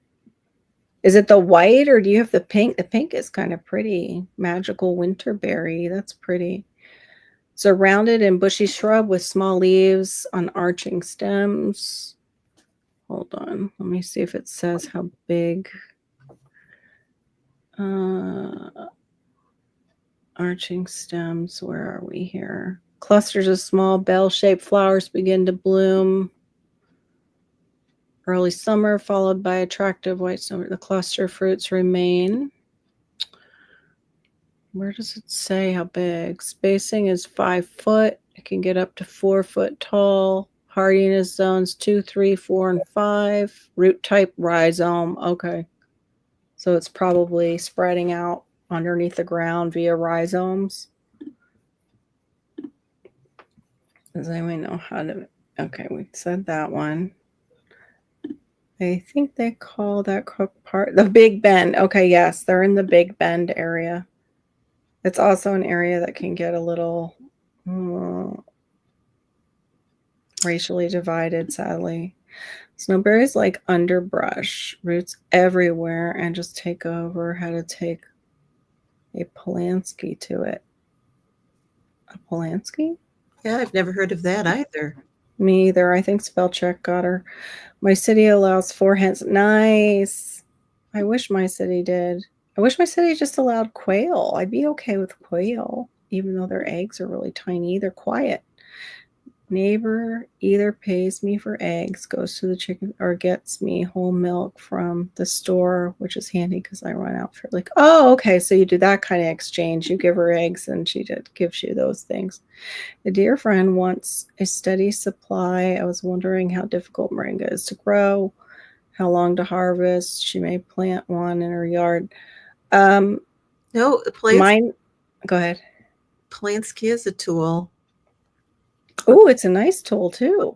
The fireman's axe. Okay. I've never heard it called that. Okay. A specialty tool used in fighting fires, particularly wildfires. You and the words. You taught us a word tonight. Thank you. Cool. Yeah. Thanks, Mobius. So a few years ago, we were at a nursery and I saw this new plant. It was called the chameleon. Mm-hmm. It was a variegated leaf that was white and green, and it had a little bit of pink around the edges, and it was supposed to put out a little bloom. And I was like, oh, I have to have this in my life. This is so cute. Right. Bring it home. And it was a nursery that was, like an hour away from the house. Right. And I did little research, and it was like this super invasive plant. Now I should have known because there was like a little rhizome coming out of the yeah. But yeah. I was in the moment going, ooh, of course. Plant. Yes. So I sent that to the city in the garbage. Oh, yeah. Sometimes you have to. You have to just get it out of your yard. I totally understand that. Right now, actually, somebody is discounting on OfferUp a bunch of moringa plants. So they might, I think they're up near me, but it's not difficult to grow it all down here. How long to harvest depends on if you want to grow it as an annual or if she wants to grow it as a tree. So you can grow it as either down here. Mine's a 20-foot tree now. I can harvest it at any time, except for now the iguana is peeing on it, and I don't want it after it's been up there peeing and pooping on it because of salmonella. You have a pet iguana. No, it's not my pet. It's a tree chicken. That's right. That is so cool. In southern Mexico, they eat it as frequently as the rest of the eat chicken, pork, and beef. Yeah, they can come get it if they want some free tree. I have that in a short, free tree chicken. Come get my iguanas. Oh, okay. Spreads like crazy. Oh, thank you for that link. Oh, I think Diva's coming up. We're just waiting for her picture to show up. No, I didn't send it out. I didn't pin it. Oh, please welcome to the stage, Miss Diva in the Dirt. Hello. Yay! I'll put it in for you, Shawnee. Hello. How was your busy day today? I was thinking of you today. Yeah, it was busy. I am tired. But Thanks chickens are up. Bread is, there's something wrong with my camera. I'm really, and I couldn't use my,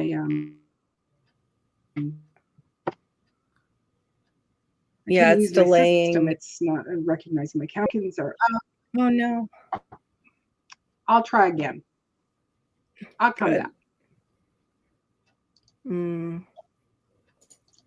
Okay. All right. We look forward to you coming back. There's a full herd of iguana in the courtyard here. I believe it. Yeah. It seems like the further south that I go, Tuck, the more they have. And I notice we have a lot of, I'm sure we have, Mexican population. We have Central Americans, Brazilians. Like there's a lot of cultures here that will catch it and eat it as free tree chicken. So I'm grateful for that. You've got to turn them on to that down near you. Wish you could trust food. I know, Mother Earth Garden. Like, what is natural flavoring? Could you just write what you actually put in there? Because that's what bothers me about a lot of these drinks is natural flavoring.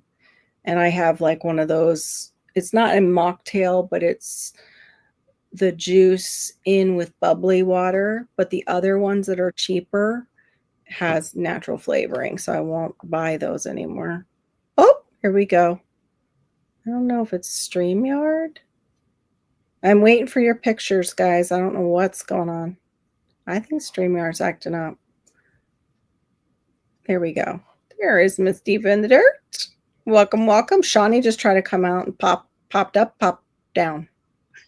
So something's going on. Yeah, I think I'm still, it's not, yeah, something's not right with my interwebs. So, yeah. Trust either. Plus, I don't know what. Did you have a lot of orders for your goodies? No, not today. So, no, but I still made eight loaves of bread and 2 batches of cookies. It's 72 cookies. So, but my sister likes me to make extra bread so that when I see her, I can give them to her. Am I still being weird? No, you're okay. You're fine. No, that sounds really good. If I lived near you, I'd definitely want a bread every week. Even though I'm not supposed to eat it, so I'd be in trouble. Yeah, those egg labels are tricky. I haven't seen the egg label issue. Oh, you mean just like how they are like, oh, this one's free range, this one's organic. Yeah. And no, that is not on my bucket list to eat iguana. You have to feed it to me maybe in a taco and not tell me what it is. And then maybe it'll go down. I helped mulch a flower garden at church and was shocked how huge a wisteria gets. Apparently they had one pull down a large.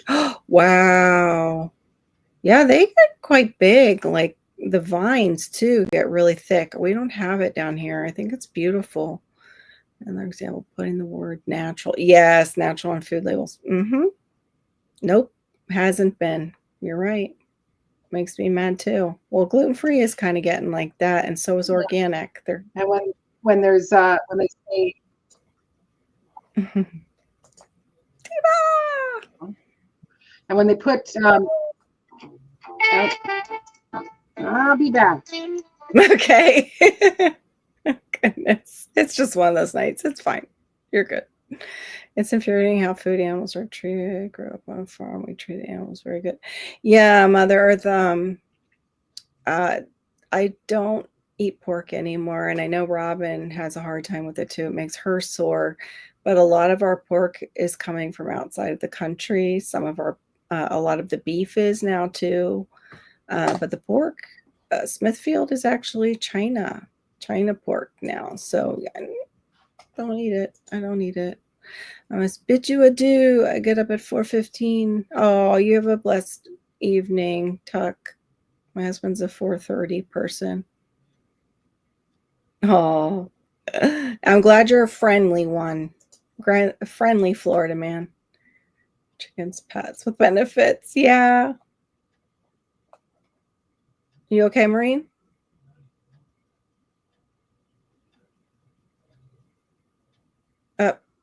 You're muted if you're talking to me. Oh, I think she's talking to her person who called.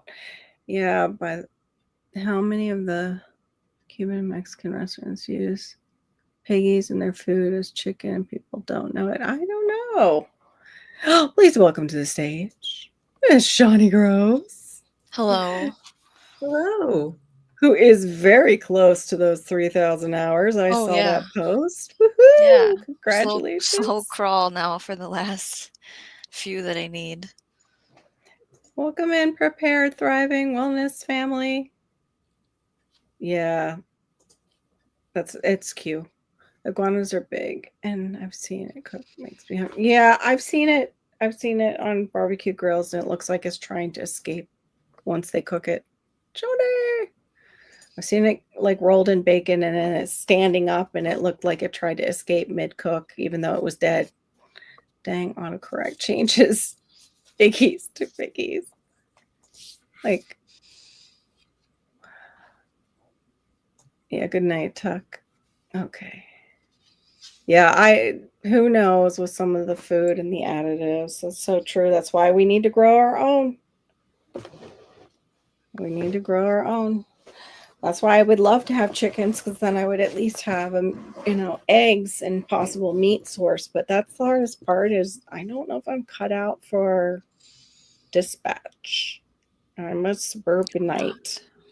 Yeah, I don't. And especially rabbits, because I could have rabbits. But looking at a bunny rabbit and being like, you're my dinner tonight, and thanks for being my dinner, with those big eyes looking back at me and being so furry and cute.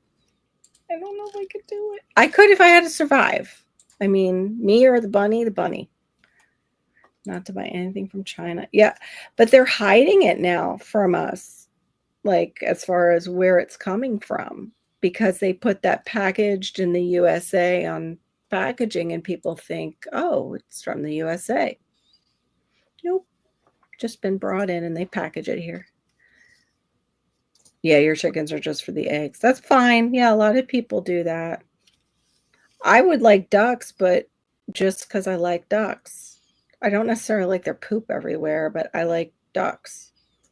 They get rid of snails and slugs. But I don't want them near my young plants, and I don't want them near my bare root trees. They'll eat them. They will eat the roots. So what's up with you, Miss Shawnee Groves? How was I your... mean, what part of my life would you like to know about? What are we?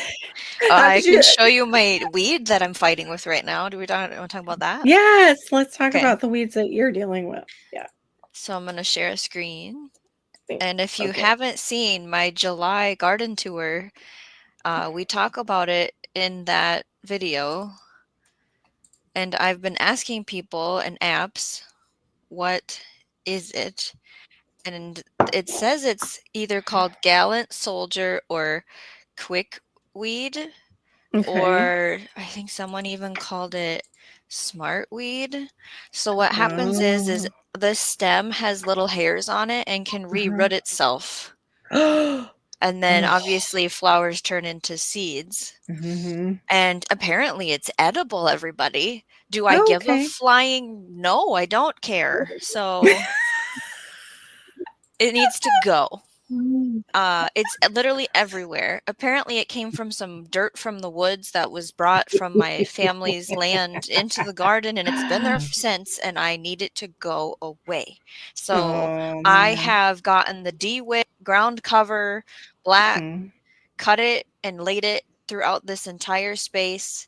I hand-picked 4 or 5-gallon buckets of miscellaneous grasses and weeds on borders or where I couldn't get the ground cover. It's going to sit there and solarize the garden, and then I'm going to plant fall crops in it, or just go right into cover cropping. Okay. Is my plan. I've never used this procedure before, solarizing or the DeWitt stuff.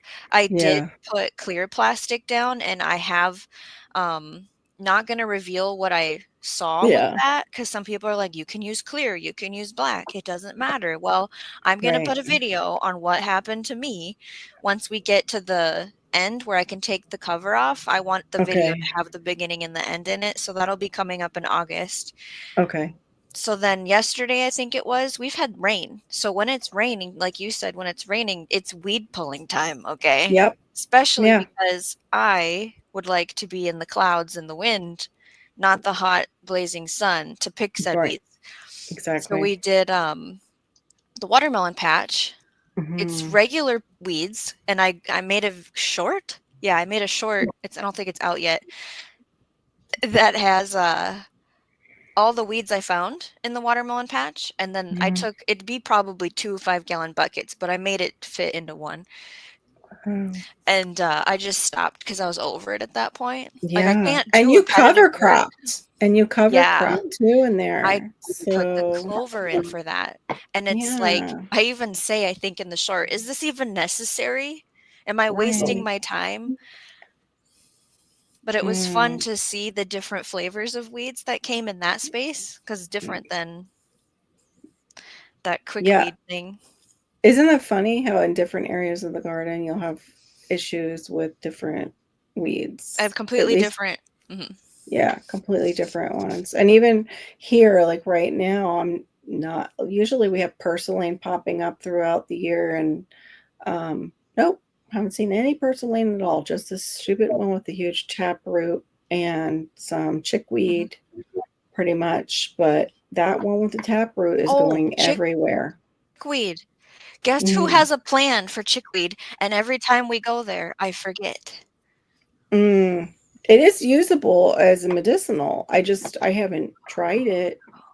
Isn't that what did Marissa you oh I think something crashed. Bye-bye. I think something crashed. That happened last time. Something's going on with StreamYard. Maureen, isn't that what Marissa wrote her paper on? Was it chickweed? Or what weed was it? Oh darn it. We're losing Maureen too. What's going on tonight? My girls. Well, Robin, we're happy to have you because you're the one person who's not dealing with like technical crap tonight. You know, I was watching a couple other lives, and since StreamYard put in the change, it's sort of a universal thing they're saying. Oh, Just Shawnee wants to know what browser you're using. I'm on Chrome, and it's supposed to use Chrome, Shawnee, so I don't know what's going on. Oh, go ahead, Robin. I'm sorry. I didn't mean to interrupt you, no, but no, it's kind of a universal problem since StreamYard put in these changes. People are yes, experiencing more and more live issues. yeah. I'm in one of their messenger groups, and there's people coming in and complaining, and administrative people are erasing it.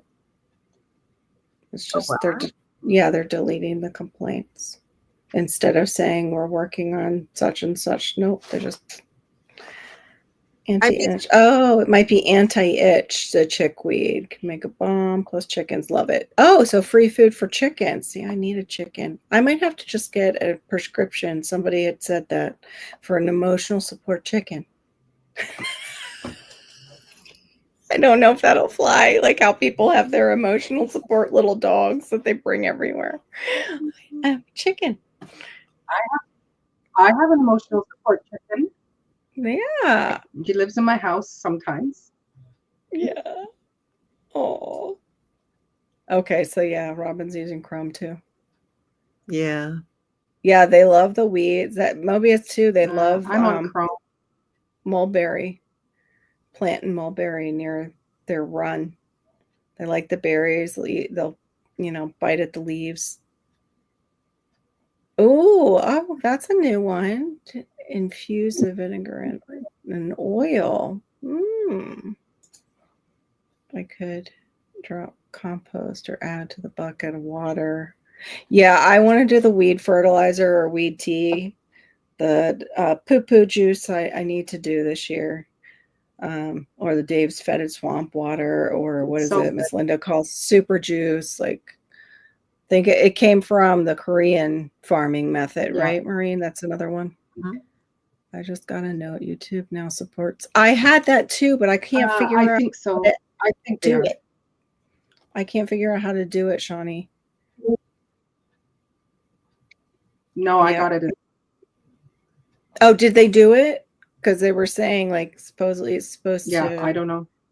not interrupt the live as much. It just pops up along the side. Able automatically if you have mid-roll. Okay. Yeah, Stream so far video. for tonight, the ads have just come right up. Okay. Yeah, I have the 24-minute or whatever delay, like do it every 24. where you can pick, so they don't just randomly do it like when I let them choose, they're throwing up way more because of course they want to make money. I like emotional chickens. That sounds like a terrific idea. Okay, I should try it. Yeah, I knew what you meant. I think Oh, the whole ad things are hysterical.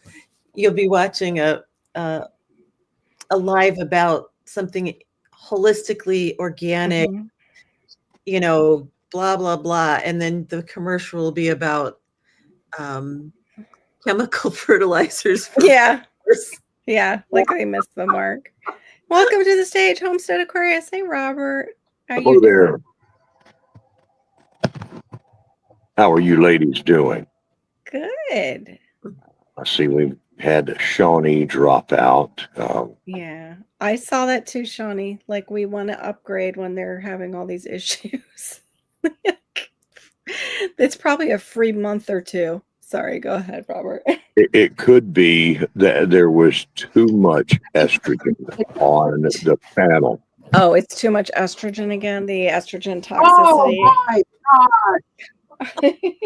Oh, I was just waiting for Diva I'm to gonna have send something to say about that. gonna send our emotional support chickens after you. Oh, saying that. she needs one right now, I'm sure. Roar! Shawnee's like, roar! Oh, shut it up! Shut it up! Well, if Oh, we it's got technical difficulties, I thought I would try from mine and see how I do. I'll probably right. get knocked off here in a minute by Diva. Yeah. Yeah, probably. Yeah, I was afraid to click on it, Shawnee. I saw that too as I was signing on tonight. I was afraid, like, I don't know, it would just like automatically sign me up with everything going on with StreamYard. And they did kick off our ability to be able to play our songs, Maureen. So we can't play our intros on the Yeah. free anymore. Sucks. That's just the pits. Nope. Yeah. Nope. I think there's a way you can get around it though. But yeah, yeah. I'm not sure. Like maybe we could share it on another window. He's being a smart butt. Yep, maybe he might. Oh yeah, yeah, that's right. Super That's chat what him we do, off. is we can Can you feel the love tonight? Yeah, if you want to remove a guest, you can super chat him off the panel. Hey, maybe y'all want to put your money where your mouth is and start bidding on this and start flinging some super chats at woman's way there. Okay. I got all kind of jokes now. We can get some Oh, upset dear. women. Y'all come on. Start the bidding. Oh my goodness, upsetting a full women panel. Yeah, not sure about that. Because there's always muting you too. We can, do that. We have the power. We have the power. Oh, Yeah, do your weeds grow exactly? To go back to that, what weeds do you deal with there? Because I know you said like you had everything, looking good, and then you had a health scare, and the weeds just kind of took over, and the plants took over. What? Yeah, that's kind of an understatement. Yeah, I understated it. Yeah, my weeds are doing great. Oh, my weeds are doing great. I've got one weed that is some type of wild invasive clematis that is absolutely horrible. It grows and spreads, and when it sends out one runner, that it's almost like strawberries, but it sends out multiple, like a huge bunch of runners, and then they pile on top of each other. They'll have a mat built up in the area they haven't got to, like 6 or 7 layers deep of them piling on top of each other. My yam vines are like that. Like I can see how yams can become invasive because the yams do that, and then their vines are super thick, So it's not like you can just crack it off. You've got to go and get the clippers and cut them down because they're just so thick and hard to snap and break on your own. But so it's a clematis, like the flowering plant that everybody thinks is just so gorgeous. Well, I love clematis. Yeah. But this is some kind of wild invasive Okay. mess. I don't know what it is, and I do not like that one, but it probably has a use. Right. But I like Or to feed my weeds like I was saying earlier. It's like a Native American thing. It's like their weeds are only friends that we just don't know yet. We don't know their name. We don't understand what they're doing, but we can use them and live with them to our advantage. right. So, Once you learn what they are. Robert, does that clematis bloom white? Yeah, I'm looking at it too. Sweet, is it sweet autumn? Does that? Yeah, I have a sweet autumn, and it's an aggressive clematis, but not to the point that you're talking about where it's matting all over everything, but it's an aggressive clematis. Oh, I see what Oh my goodness, in the fall when it blooms with all of its little white blooms, and then all the pollinators come, and it's alive with sound when they're all over it. I love it. I guess it depends too where you're at. Like they're saying, like in the southern states, it is considered an invasive plant, and there's the mounding up of it that he's like talking about. Hold on, I thought we had it shared. There's the mounding up of it. This is South Carolina, and they're talking about how invasive it is there. That may be what it is. It produces a lot of fluffy little seeds. Okay. And I've got another one too. That's a little vine. I've got two vines that I just absolutely cannot stand. Mm-hmm. It was a non-native that escaped, basically a non-native species. It was an ornamental, and it's escaped cultivation and gone rampant in at least 10 states. It says, like, including South Carolina, so Alabama too, I guess. I wonder if it's in Mississippi and Louisiana. It's not down here. I haven't seen it. It might be in northern Florida. So maybe it is like in the south, and then in the colder weather, your colder weather kills it off. Like a nice winter. Yep, it dies back, and I whack it right down to the ground. Oh, good night, Mother Earth News. Mother Earth Garden Club. Where did I get that from? Mother Earth News. You maybe need a second channel, Mother Earth Garden Club. I just made it up for you. Oh my goodness. Yeah, but it smells good. It attracts the pollinators. And I actually have it on trellises in front of my compost, so it's a good thing to hide the compost. Because I'm in suburbia, so yeah. Okay, wait a second. I'm just my computer is acting up. Really? Yeah, it's not letting me click on stuff. There it is. It finally came up. It's being trying like Robert. Okay, my computer is being trying like Robert. So I'm gonna pop down. I totally understand.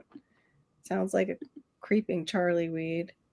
Let's just, for the record, let's make sure that we understand that the problems were here before I came up. Oh yeah, no, it's absolutely. It was just probably that testosterone, that toxic testosterone that just kicked it over the edge there for Maureen's computer. I can't say that I'm shocked, but I am sad that Diva has dropped down. I hope she will try again. I hope Shawnee will try again. Yeah. Oh, that's so sad. I'm sorry that happened, Katie. They just totally took it out for you, the perennial garden. That's awful. So it's a wild invasive. Yeah. Okay. Let me Got the had to go back. mother of all invasives close to me, kudzu. That's the one I was talking about, that it took them long enough to realize you could eat the root. Like, we just found out early about that, like where they're putting it out there more recently. And it's like, how long has kudzu been around? Yeah. And it's a huge bunch of food up under the ground. It's a huge tuber or set of tubers. Yeah. They looked huge. They look like big daikon radishes like you see at the Asian markets. They're like super huge. Thought about going on a quest and trying to find one of those roots and digging it up, Yeah, and show people. I think that would be cool. Absolutely. Yeah. Very, very cool.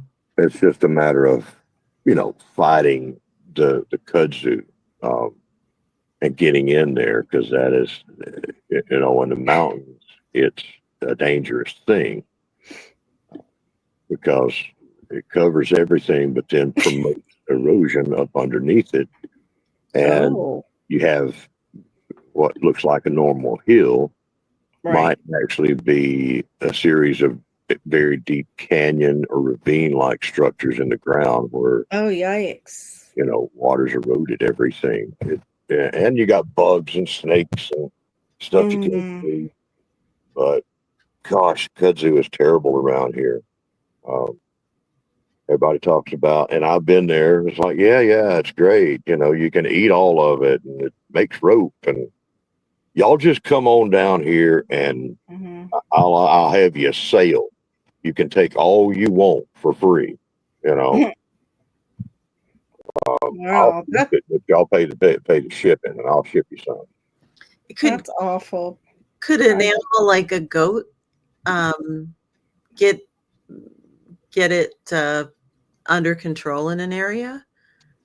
I have heard that goats can get tired of it. I bet. Oh, there's a lot of it. Yeah, there's so much of it. You would have to have a huge herd to take care of it. Kudzu goes up and over everything in the South. It goes up and over the wires going into town, and the old telephone wire heights just completely covers it. I remember when I first saw it in Georgia, I was like, what the heck is that stuff? And found out later. Oh, that's so weird. Prepared Thriving Wellness Family said she's gotten kicked off 5 times tonight just from when she's watching me. Well, definitely something is sitting on my watch time. So we'll see what happens. I know Mike he was talking about that happened to him when he was trying to get monetized. They capped him, and he just was like, no more. He decided not to. Please welcome back to the stage, Miss Shawnee Groves. I'm gonna try this again. I hope it works. Welcome back. Thank you. Oh, I know a weed in my garden that I've been trying to get rid of for years. It's the thug, and it's trumpet vine. Oh, Trumpet vine? I wanted to plant that for hummingbirds, and then I heard how invasive it could get, and I was like, oh, maybe not. No, it's so pretty. It looks so pretty. It's a beautiful, it's beautiful, but I wanted one, and I waited until I could find one that was yellow, and I found the yellow, and I planted it. Very sorry I ever planted it. Oh, yeah, the pink is absolutely beautiful down here. They had it at Butterfly World. I don't know if they still do. I'm cutting open the avocado so you can see why I probably won't, but this one actually has more meat to it. The other one, it was super thin. It's a little baby avocado. Hi, I'm a baby avocado. It's like a cross between a Mexican Hass and the Florida avocado, as far as it's a little watery, but it's still a little creamy. Like some of our Florida avocados are very watery. And then I was going to open this for you guys tonight too, just as we're getting later and things are dropping off. This is the soursop, and it becomes so soft. It just can just open it right up. And when you open it up, let me see if I can do it. There we go. It opens up in sections sometimes. It's just a weird little fruit, but it's absolutely delicious. It has a tang like pineapple. It looks like But fish to me. it does kind of look like fish. Ew, now how am I going to look at that again? Sorry. That's okay. It's like apple strawberry, and then if it has the sub-acid hit, it's like pineapple. So it's a mixture of all those things. The only problem with soursop is there's seeds everywhere in it.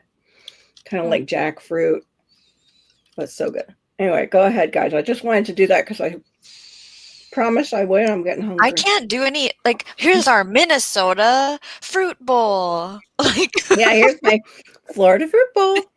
Robin, what about you? Is there Thanks, something David. in Chicagoland? Like, You could do a Minnesota midget. Cantaloupe. yeah, I'm growing one. Yeah, there you go. Yeah. Everybody knows what that is, I feel like.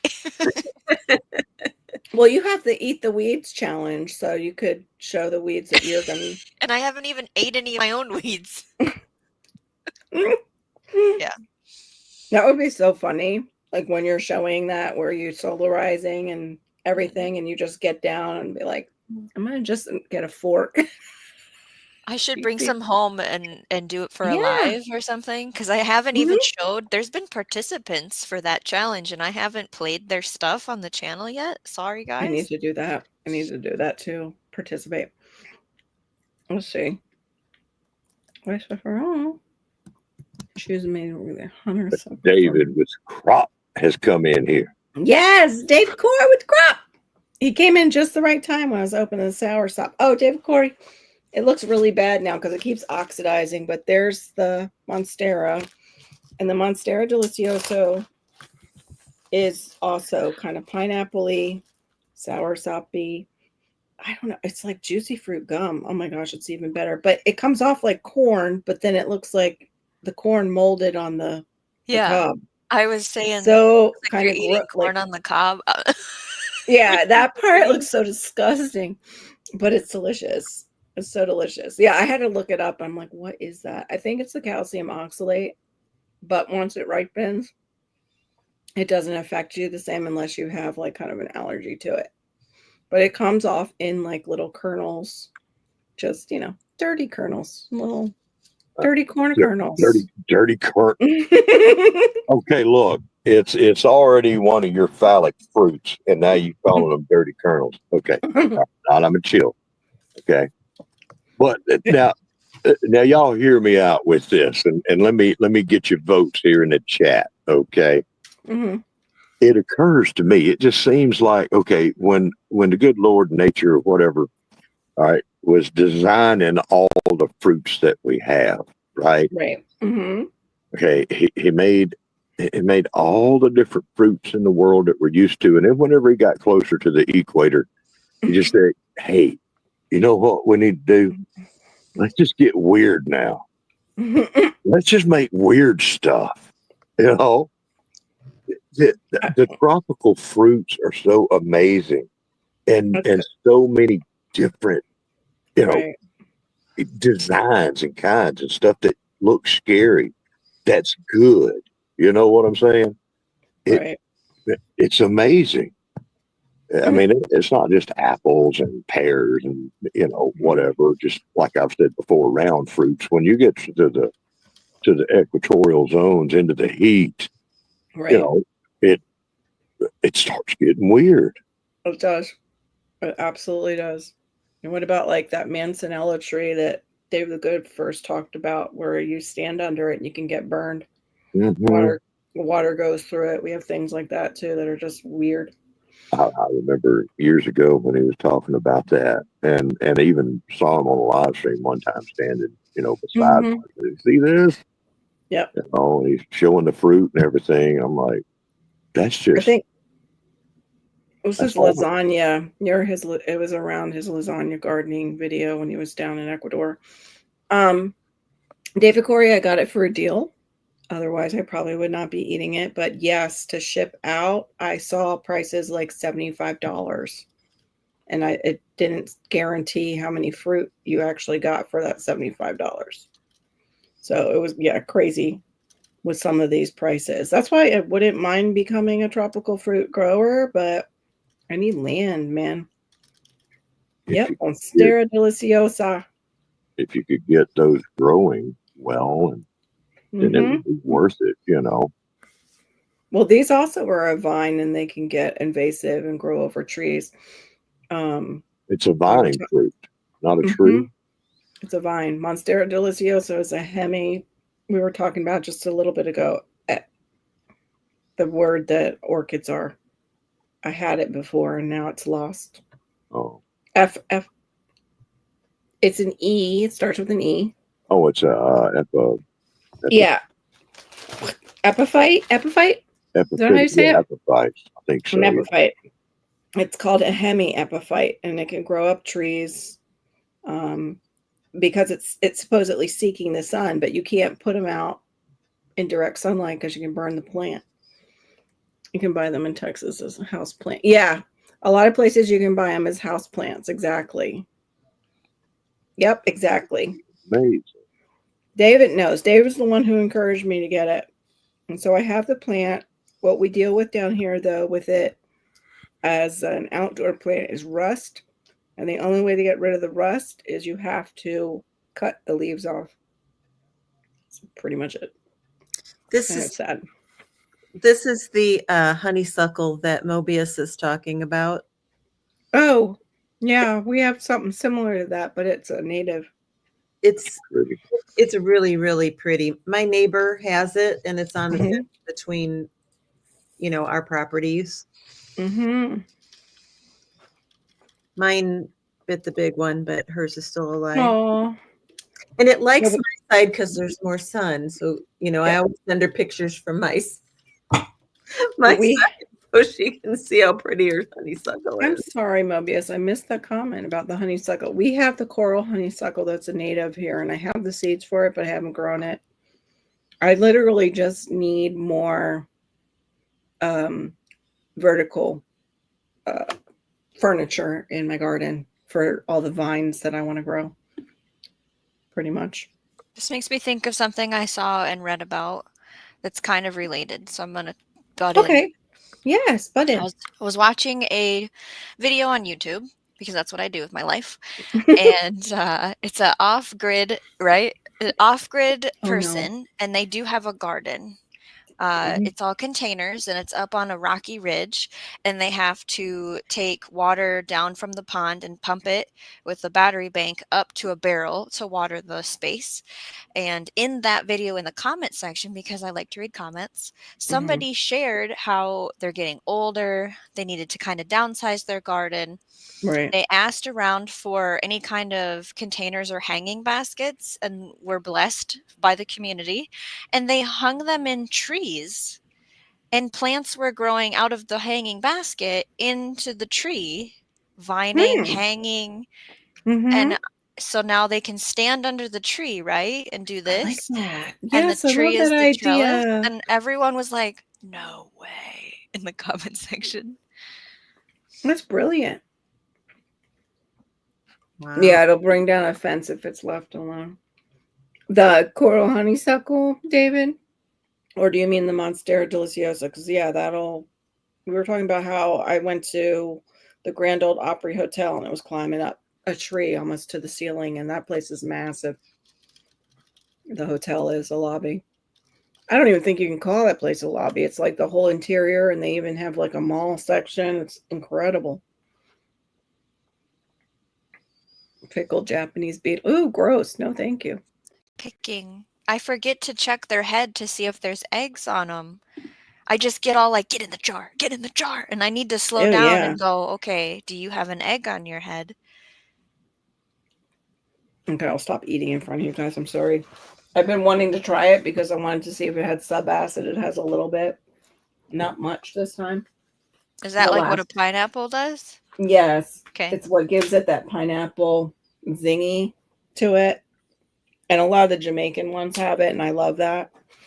This one's so-so. I might hit some more subacid later. We'll see, because I'm probably going to eat that whole thing before bed. Because it's so good. I'd be all over the avocado myself.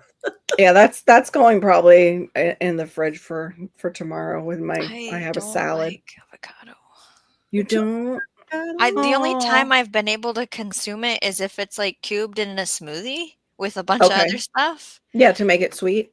Maybe Mhm. in a green goddess dressing if someone made it for me. Oh, okay. That's it. Yeah. I wish I could No. like it. Yeah, I like avocado ranch. You can mix it in with ranch dressing too. Okay, I didn't realize that. It'll even bring down a whole fence. Wow, David Corey. It Go ahead, Robin. and I mean they're strong vines when it's like not quite as bad as wisteria, but yeah, they're strong.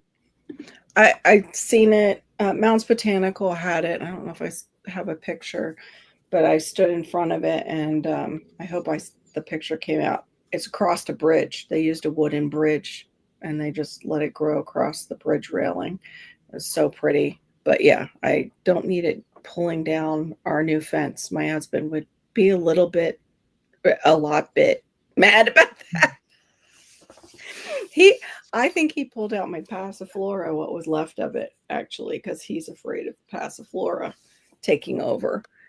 But I need a passion flower fruit. I need like passion fruit. Like, come on, it's another tropical. Gotta grow it.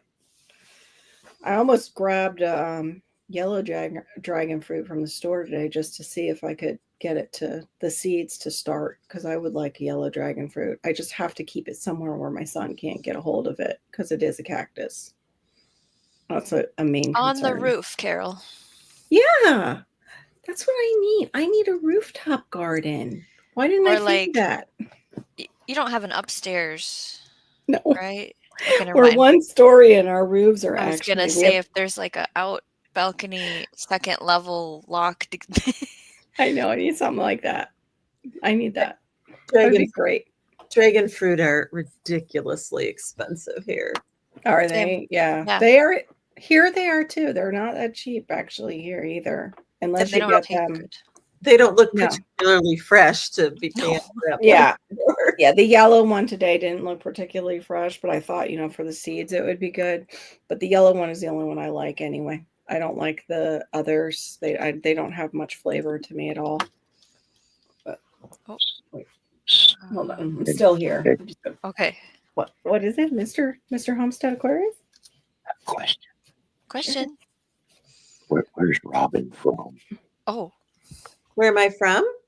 Or still? Oh, I live in the northwest suburbs of Chicago. Oh, okay, cool. Now I know. But also, she has a garden project in Wisconsin. Mm-hmm. Yeah. You have to be proud, Robin. What do you? What's the the Door County Seed Library has a kitchen garden project, and I've been involved with that this year. Mm-hmm. So that's cool. We have a property up there that was my husband's parents. We inherited. So that's our other place. I never thought I'd want to have two houses, but COVID changed my mind. Mm-hmm. I totally understand that. From one safe place to one safe place. Yes, right. Absolutely. Flavor. I overnight wrote oats. Joe back. I don't like any kind of overnight oats at all. Yeah, but I I don't like eat oats. pistachios. So yeah, I do too. They don't Okay, wait. What's overnight oats? Okay. like Instead you of put them in Go ahead, you do it. You put them in like an oat milk or a dairy milk, and you let them sit in the fridge overnight, and then in the morning you can eat them cold or warm them up. It does something. Oat breakdown, right? Isn't there like a molecular thing that happens so it's more digestible? Is it fermenting? I believe What is it? so. Yeah. I believe it's just breaking it down, but it's also just a way of not having to cook it. You can make them in your fridge and store them in your fridge in mason jars and take them out in the morning, and you'll be good to go. A lot of people don't eat them.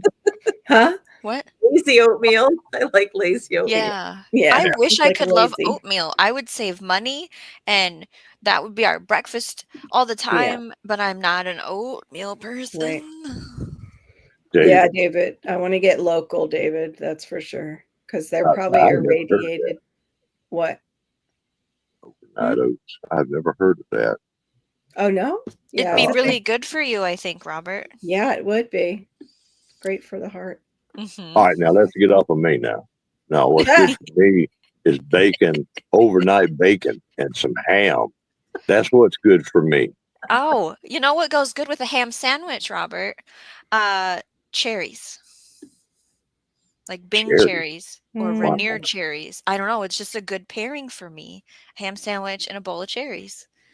Would you Yeah, just that's put them on nice. the outside of a ham and make a ham like everybody else? You got to have a ham sandwich with cherries. That sounds like a good like combo. No, that's toxic. That's toxic. That's pregnant female toxic right there. What? What I is mean, there's that? Wow. there's pickles on my ham sandwich if you want to get all snooty about it. Well, I mean, Oh, pickles. That's understandable. But who pulls out? Oh, I'm going to make a ham and cherry sandwich. They're not on them together. It's a Even off side. of it. Okay, that's fine. It's weird. I don't want Um. to think about it too much. That's just strange. But that's okay. Yeah. No. Thank you for your feedback, Mhm. Robert. Yeah. Mobius, was that who I was talking to? Yeah, I have a shishito pepper that I could harvest from, but I did have to pull a poblano out because it kept getting like, outside. I don't like it here. And so I just ripped it out. I have three little jalapeno plants that survived being eaten. I said that earlier. And I got three little jalapenos off them before anything attacked them. Yeah, they are great fiber. I can't eat oatmeal because it's such great fiber. It hurts my belly. Even the gluten-free oats hurt my belly. Yeah, she's a cream of wheat lady. I don't know. Are you a that's cream of wheat worse. lady? That's not happening either, guys. No. I'm a leftover Chinese food for breakfast gal and pizza. Like Mhm. that's Yeah, I like dinner for breakfast. I don't like breakfast food. David, I don't eat pork. I just eat bacon. I eat turkey bacon now. I don't eat too much Well, pork. it's an established science that once Mhm. side meat or whatever becomes bacon, it is no longer pork. It's going through a metabolic it's just bacon. process. Oh, bacon. okay. Bacon Yeah. is its own thing. I just Yeah. ate beef bacon today. Has anyone ever eaten beef bacon? No, I Be- haven't. I know like people who are halal will eat that. And sometimes people who want bacon that are kosher will eat that, but I haven't eaten it. I've eaten just the turkey bacon and regular bacon. Have you tried? Oh, you just saw it. You didn't try it? Found out about it. Well, since like you and I both don't tolerate pork, Right. it sounds good. I'd like to. Apparently, I'm starting to not tolerate like red meat so well either. So I just got to get my gut in better shape. Mayo, coleslaw, pickles. Yeah. Pickles make it a veggie sandwich. Robin, did you finish your sentence about that? Sorry. I'm so sorry, Robin. I'm still trying to keep up with this stupid. Like, I'm so grateful for these people, but my StreamYard side chat is like on my 13-inch. I have a very small monitor. I'm sorry. Go ahead. So the beef bacon. Oh, no. Apparently, Costco sells it. Costco. Okay. Okay. I'm wondering what part of the cow. I mean, is it the belly? I would Probably. think the fatty part. Yeah. Yeah, Okay. I would think so. I It's used to love probably it. from the belly. It's like a what do you call it? It's brisket. It's brisket. Oh, it's from the brisket. Okay. Yeah, it's brisket. If I'm not terribly mistaken, and I'm going to go look for that. I'm going to have to try some of that, see how it works out. Yeah.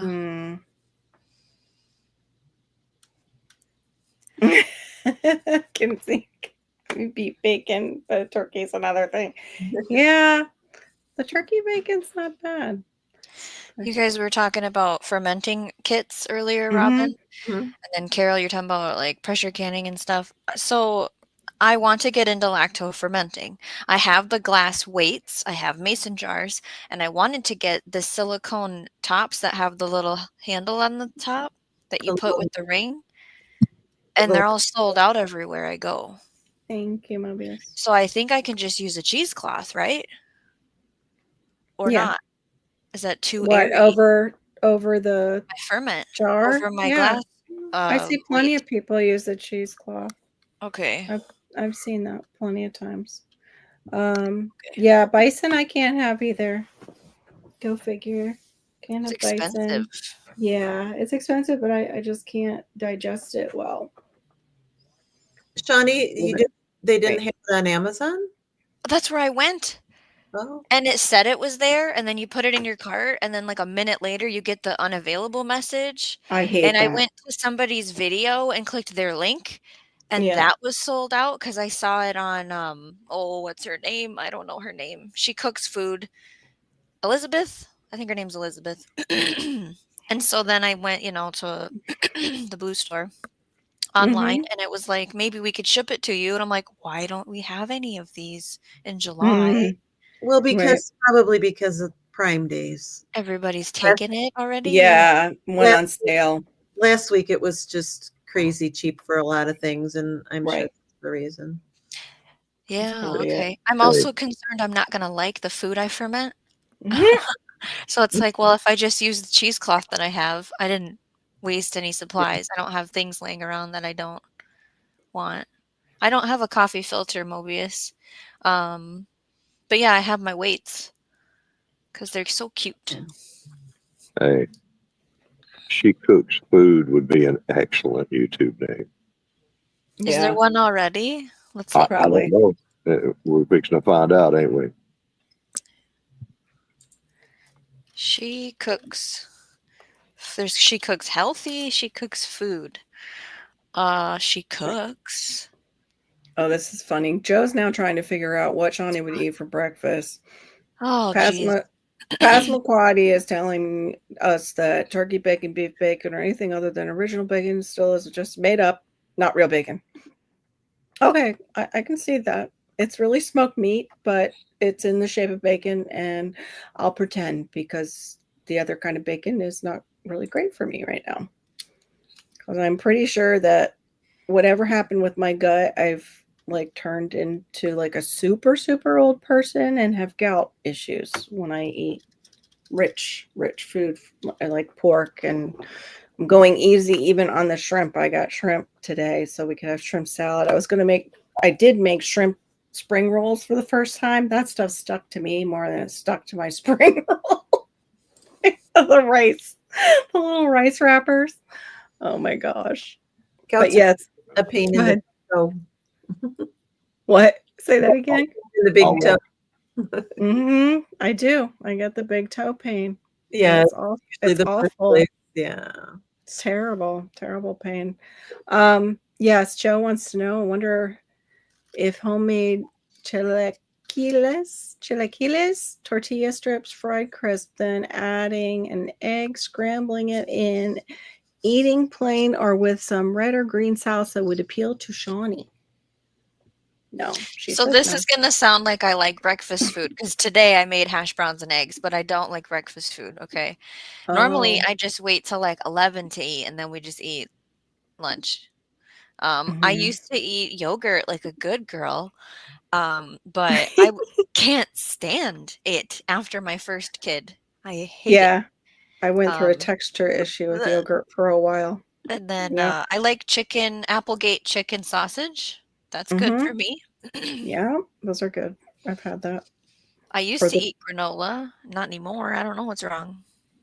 Yeah, I like the turkey Applegate sausage. I've had that. That's pretty good too.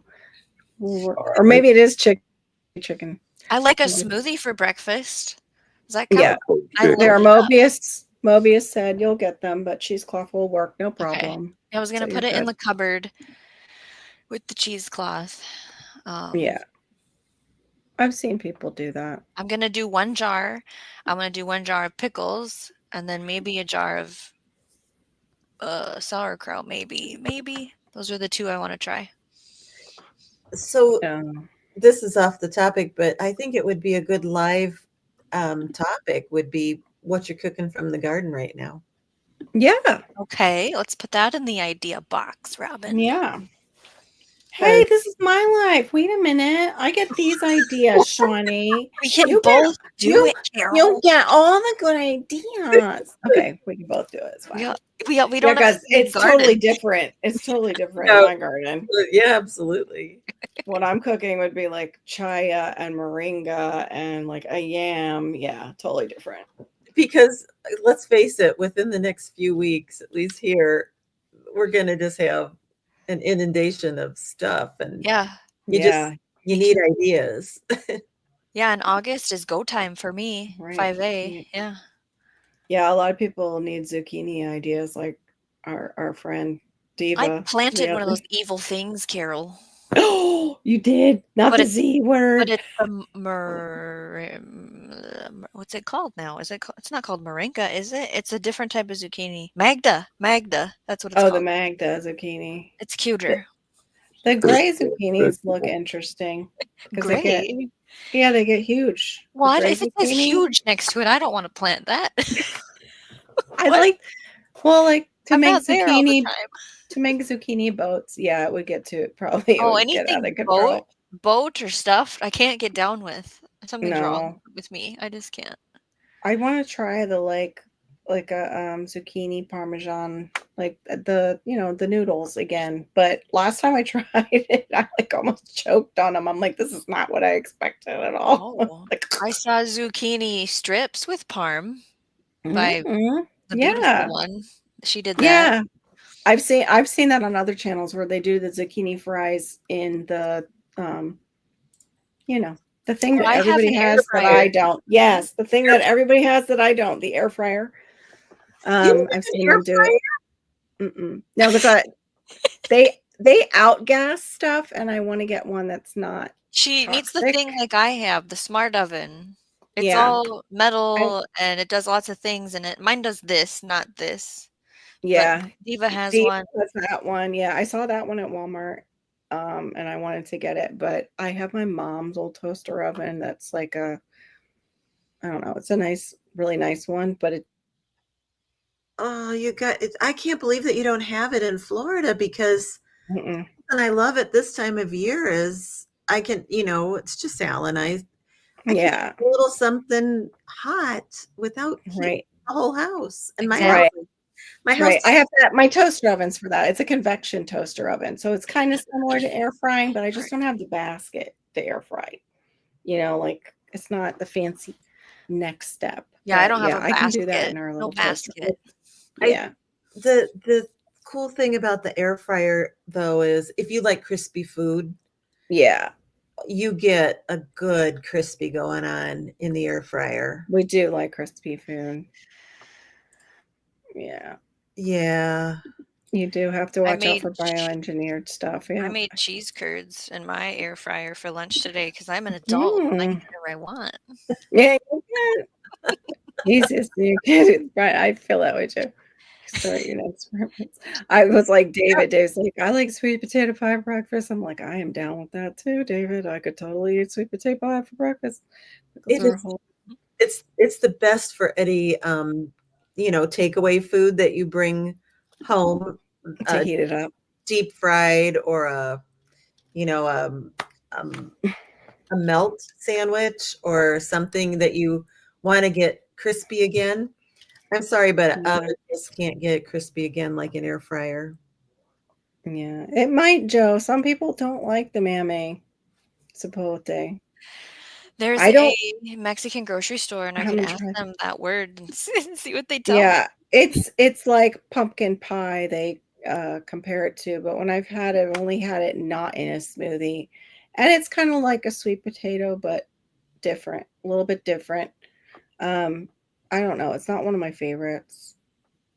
Yep. Yeah, we're we joke around with each other. We're all like interrelated with our topics. It just happens because we all hang out together and we think alike sometimes too, Mhm. and overlap. Robin, I wanted to ask you what you use for seed packets to take to the free seed library. Yes, that's a good Do question. you have something sitting near you to show us? Do you have like little envelopes? Yeah, I- are they? Do you I make your own? Is there a I stamp? use the clear ones. I Oh, like, like a clear baggie? yeah, like Oh, I just Show even me. I found finally those clear baggies at Walmart. Oh, see, that's the Oh, size this I one, want. and then you have a printed label. How Okay. nice. How do you do your printed labels? Just on a regular printer? Like, Is it a or do you sticker? have, So yeah, if it's like a you sticker? get the Avery labels Oh, okay. that are, the specific Mhm. sites that go on this. Mm-hmm. It has a little template that loads no, actually, I think you go out to the Avery site and you get the template for Yeah. this, and then, it's perfect. This is the one I like the most because people can Okay. see what's in here. Yes. They get more seeds than It's waterproof, Robin.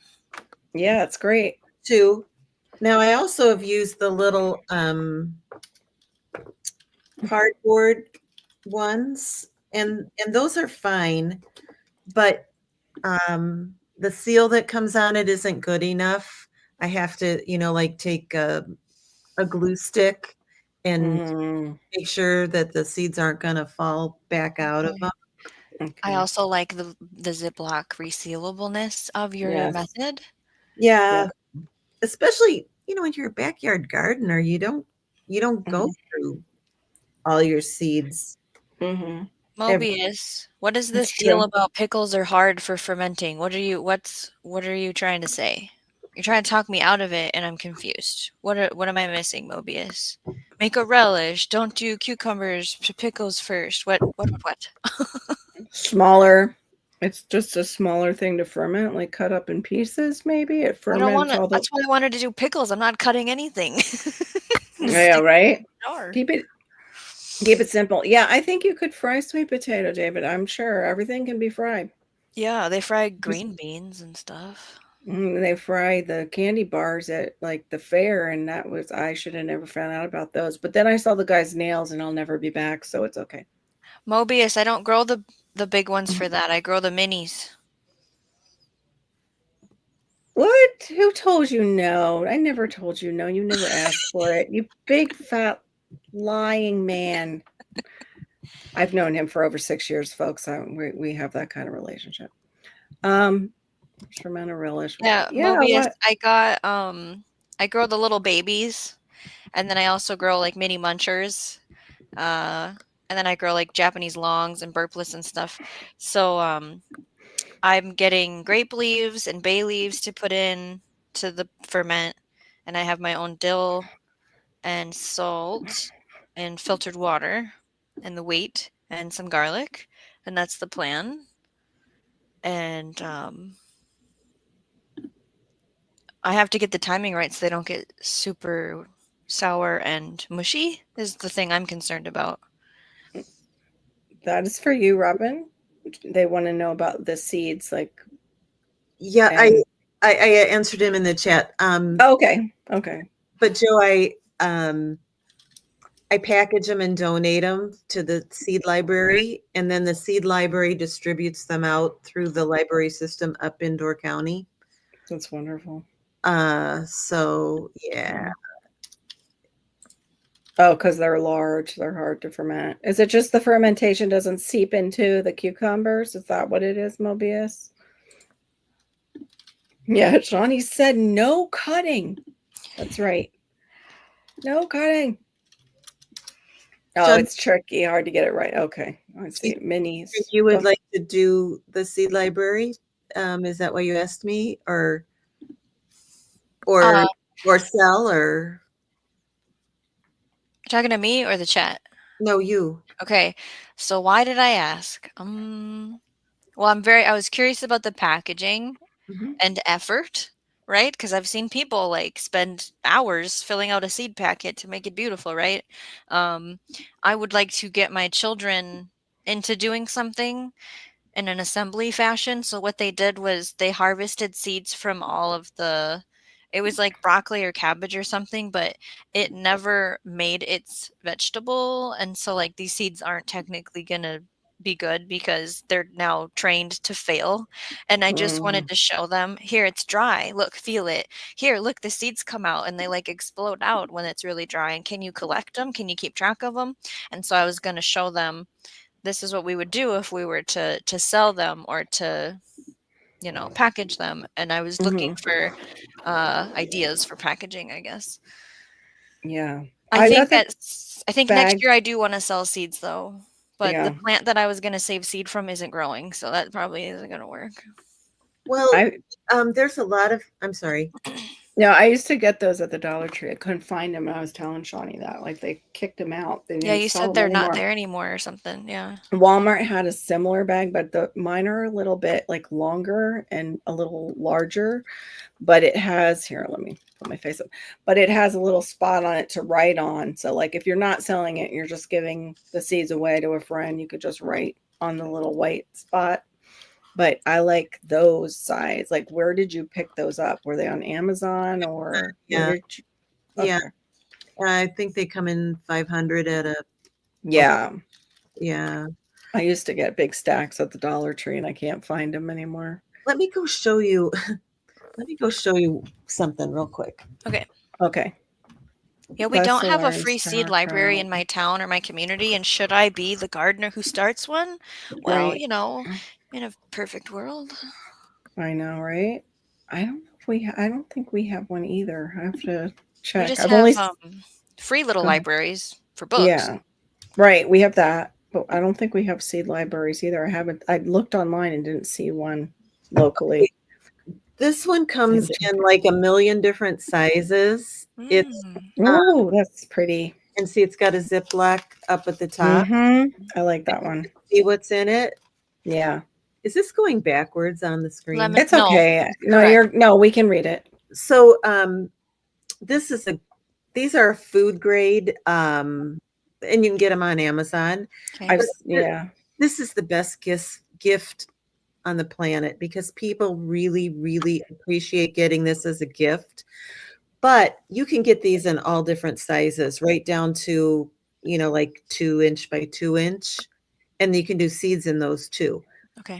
Because these are food, you know, like food grade, they're more expensive than those other little ones that I do. But this is great for gifts. Yeah, I like that because I make my own Christmas gifts. We did that on my live once. I think we did that in the beginning of the live adventuring. So my tea that I buy that's blended from indigenous woman comes in that packaging. Yeah, it reminds me of the tea bags. Yep. Yeah, that would be perfect. Or herbs. Yep. So if I could get my tea garden established next year and then have those things on hand and package up tea blends. Yeah, you have to watch because the prices go all over the place. And the labels really fluctuate a lot. And since I buy so many of them, I don't mind buying, you know, a pack of a lot and have a lot of labels on hand. Okay. But not everybody's like that. I mean, I probably spend a pretty good chunk of change every year I did like almost 1,000 packs last year. So oh wow. That was a lot. I've never 1,000 packs of tea that you made up. No, of seeds that I donated. Do you sell seeds? No, she just went through that she gives to the seed library and then they disperse them. Okay, sorry. I don't. I'm obviously distracted over here. I had to make some coffee. I'm sorry. Oh, okay. That's okay. You're allowed to step away and make some coffee. It's all right. Yeah. I mean, I could donate them or, you know, I've actually never been to a seed swap. That sounds really crazy. Yeah, I've that never does been to sound one either. crazy, but I haven't either. Yeah, me either. But Jesus. Sorry. Yeah, I have to You push the- okay? My weather radio's going off. Oh no. Okay. I thought the cat ooh, attacked her. I did too. oh my goodness. Or it was a kid. I hope everything's okay over there. Tornado, I would imagine, with weather. I Yeah. hate those weather things here, but it's like it's necessary, but they scare my- the crap out of me too. It is because you get it, you hear it faster on your phone than you do Yes. the sirens outside. You know, Right. the town has the alert sirens, but Yeah. the phone's faster. Yeah, we get it on the phone. I've never heard an actual tornado siren go off down here, which is really odd considering we have so many tornadoes that spin off of hurricanes, and we have tornadoes that touch down here too. But haven't heard of a tornado like what you were saying, like the city one. Don't know of it. Yeah. Oh goodness, they're talking about running after each other. Yeah, I had I like the plastic, like Shawnee was saying. I had some paper envelopes, but yeah, as soon as you accidentally get those wet, then you've got to figure out if you can dry your seeds again and save them, or are they all going to end up sprouting, or they accidentally get wet, you don't know about it, and you've got sprouted seeds. Well, and then like some are dead easy, like what I was doing tonight. These chive seeds they're easy peasy. Yeah. But like tomatoes, honestly, it's a little trickier. You know, you have to, put them in the water, let them sit there for a couple of days. Can't let them go too long, right. To get that pulp off of the outside of the seed. But I was really concerned last year because it was the first year I gave tomato seeds to the seed library, and I did a germination test on them. And I had 100% germination. Ooh, that's awesome. What happened, Shawnee? Are you guys okay? So the watch has started. There's a system coming. It is mesoscalic. It could drop 3 inches in an hour. We could see tornadoes. We could see hail and wind. So technically, or normally I would start my power outage checklist, which means like dishes, laundry, have some boiled water put in a thermos. Yeah. And I don't really want to do that right now. I don't blame So you. if we lose power, I'll just have to use the propane to heat up water. And I have a power bank charged, and I could take my laundry to the garden. And if they lose power, they have a bigger generator. So let's just hope a tree doesn't fall on a vehicle or my roof at this point, okay? Because that's what happened 1 year. Hey, I got to say something. I got to interrupt. All right. Yeah. Okay. God. What? This has just impressed me. What? You just said your power outage checklist, and you're talking about going through stuff that you need to do just in case, kind of like an SOP kind of thing, preparedness. I'm proud of you. That right there is awesome. Shawnee's all about that. She's like a secret prepper that I didn't know about until she started talking about it one day. I was like, I've showed Carol my closet. There's not clothes in it. Amazing. My kids, when they're awake, they're trained to listen to the radio and tell me if it has our county and what the thing is, and then they have their own checklist to go through. If we have severe weather, and it involves finding their helmets, their shoes, and having a space and path cleaned in their room, and having their thing with like a blanket or a stuffy, and understand that you need to be near a flashlight because they are very afraid of the dark. That's kind of why I got the battery power solar bank, to just have lamps instead of battery things everywhere, which I have, of course, because I don't do fire. I don't do candles with them. So, which is safer, especially around children. Yeah. It's the military. Yeah. Homestead Aquarius, you can have a tea garden. Yeah. There's nothing estrogenic about that. It's everyone. It's medicinal. Medicinal stuff. Heck, what's that guy's name that he's got like what is his name? And he makes salves. He makes like hair stuff for his curls. Gaz? Big yes. Yeah. Yes, What? him. Gaz Oakley. Gaz Oakley. He's got like Oakley. total cottage vibe going on. He works and out, does- Robert. And he works and out. he He's a makes manly man. plant Has- things for his body. Well, Yeah. I'm not going to make anything for my curls. He Okay. doesn't eat meat though, so Yeah, but I'm he's gonna eat meat. he's got a girlfriend, so or at least that's she's what I saw. pregnant. She's pregnant. Oh, he has a fertile girlfriend, It happened, and yeah. wow, that's what happens. They look alike. Do they? I haven't seen her yet. I just heard something about him having a girlfriend. I'm It's like, so oh, I funny. see that. But I just love his like cottage vibe that he has. I watch like a lot of these like channels where they're redecorating, and it looks like you're walking into a fairy tale in their place. And I'm like, I so wish I could do that in my house, but I can't undo all that at my age. Just can't. My place looks like you're walking into a fairy tale. Really? Grimm- Which one? Grimm's fairy tales. Oh, Grimm's fairy tales. Oh. Oh my gosh. Oh, Yeah. so much compost potential here. You look at the bright side. Oh, Oh, that's a great idea. Plug them in every 3 months to maintain your charge. Yeah, because Also, to make sure they're holding one, because the batteries can go bad. if you keep it not charged and it's low all the time, it kills it. It won't charge again. Oh, okay. That's a good tip. I didn't know that. That's probably what happened to my sinker. Somebody else had mentioned that. Let's see. they're gonna Like a bag a couple of years not ago. let me call myself a homestead channel one day if I don't start actually growing stuff. The homestead name and the possibilities are very many. People eat on the homestead too, right? So I'm just at this phase where I'm just cooking up my supper and showing what I'm cooking, right?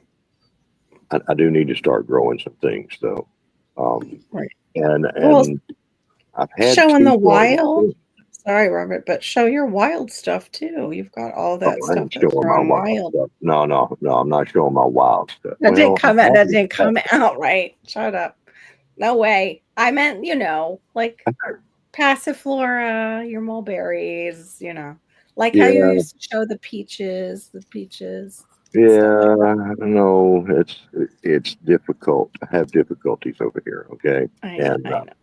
I'm gonna, I'm at that point where I'm just gonna have to. I'm gonna have to do stuff. Okay. Yeah. But for right now, it's cooking. Okay, it's cooking, and maybe other things. But I've got a recipe. All right, this is guy cooking now. Guy recipe stuff. Guy cooking, where we just imagine things and we start throwing stuff together and hope it tastes good. Okay. I got one I'm imagining right now that I'm gonna do pretty soon. I hope. Wow, you guys are amazing. I hope it's good. You Carol, never it's know. only because of the life experiences I've had is why that's prepared that way. Sorry, Robert. No, it's okay. I'm terrible on live streams. I'll sit here and interrupt somebody. I'm just an eyeball over here. Just like that. I'm like that in real life because of my ADHD. I don't mean to do it. It just all of a sudden, bleh, I am the chronic blurter. It's terrible. There's so much stuff growing. One day he will be outside cooking and his wild stuff. I'm not. No. Okay. I love that you have. Yeah, I do too. That it's ready. So that's the only thing. Like, what if you're in one location and stuff cracks off? Are you trying to kind of balance it out between both locations so you kind of have preparedness going, Robin, at both of your locations? Because I saw something like you're more prepared in Wisconsin. Yeah, we're more prepared. We're more prepared up at that house than we are here for sure. But everything's around here, Right. Suburbia. It's not like that up there. It's more remote. So, you have to plan for it. If something went to a handbasket, that'd be a much better house to be at, actually. Okay. Yeah, it's a better bug out location. There, the water table's like 3 feet down. Yeah. the house has a stove, a wood stove. Oh, nice. Yeah, it's a total bug out location. Oh my gosh. So it's, I mean, it's so much better. And you know what? Hmm. I'm not a prepper at all. I'm not a prepper at all, but Yeah. I felt naked without having seeds up there. Ah, So I have a whole stack of seeds because if something Yeah. bad happened, I want to be able to grow my own Yeah. food. Yeah. And seeds at one time too were it's what you can trade with. Like, throughout history, not at one time, but throughout history, they were currency. They were very valuable. So yeah, that's what I need to do absolutely. next, Robin, then. I need to have a go bag pocket of top seeds because the only Yes. stuff that's stashed is at the garden and it's in the freezer and it's like pumpkins and squash. It's not really stuff that, like, I should really get that next. Thank you for Right. putting the bug in Yeah. my ear. 'Cause I I don't know, and have they seeds they stashed. they do those like end of the world seed kits, and more times than not have I heard that people open them up and they try them out and the viability is really bad already. And Mhm. it's like, Oh, well, what's going to happen? Yeah, I've Yeah, I heard a want lot to of that. have what I want to grow now.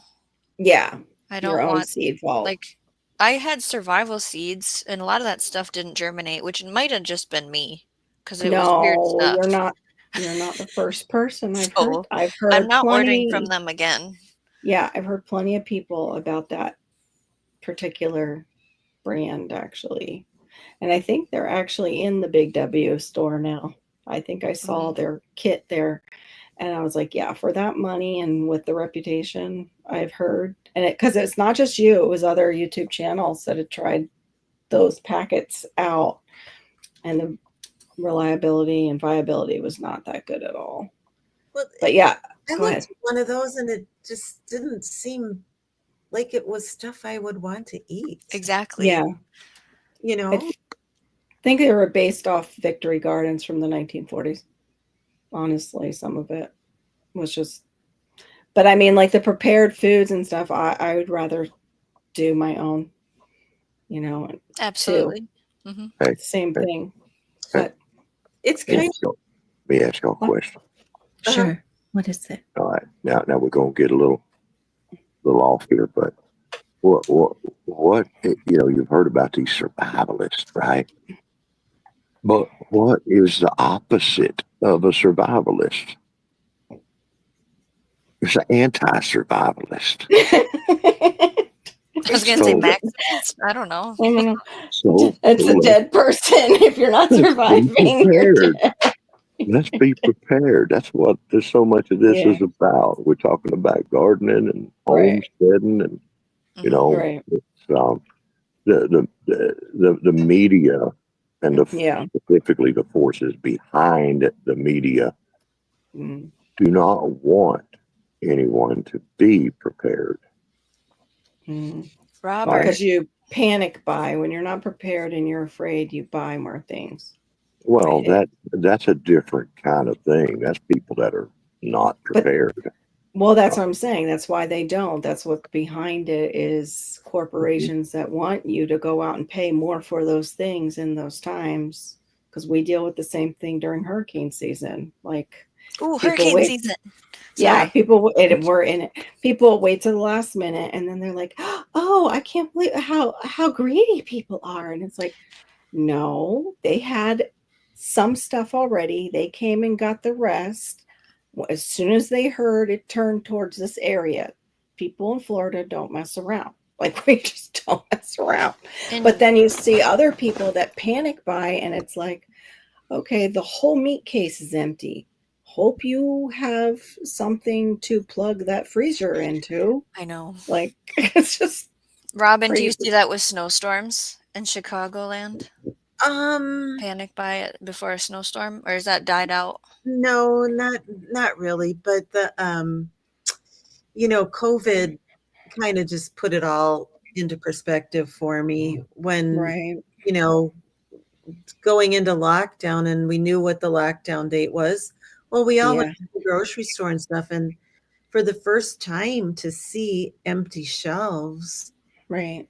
and, people going a little bit nutty. Cook 'em. Yeah.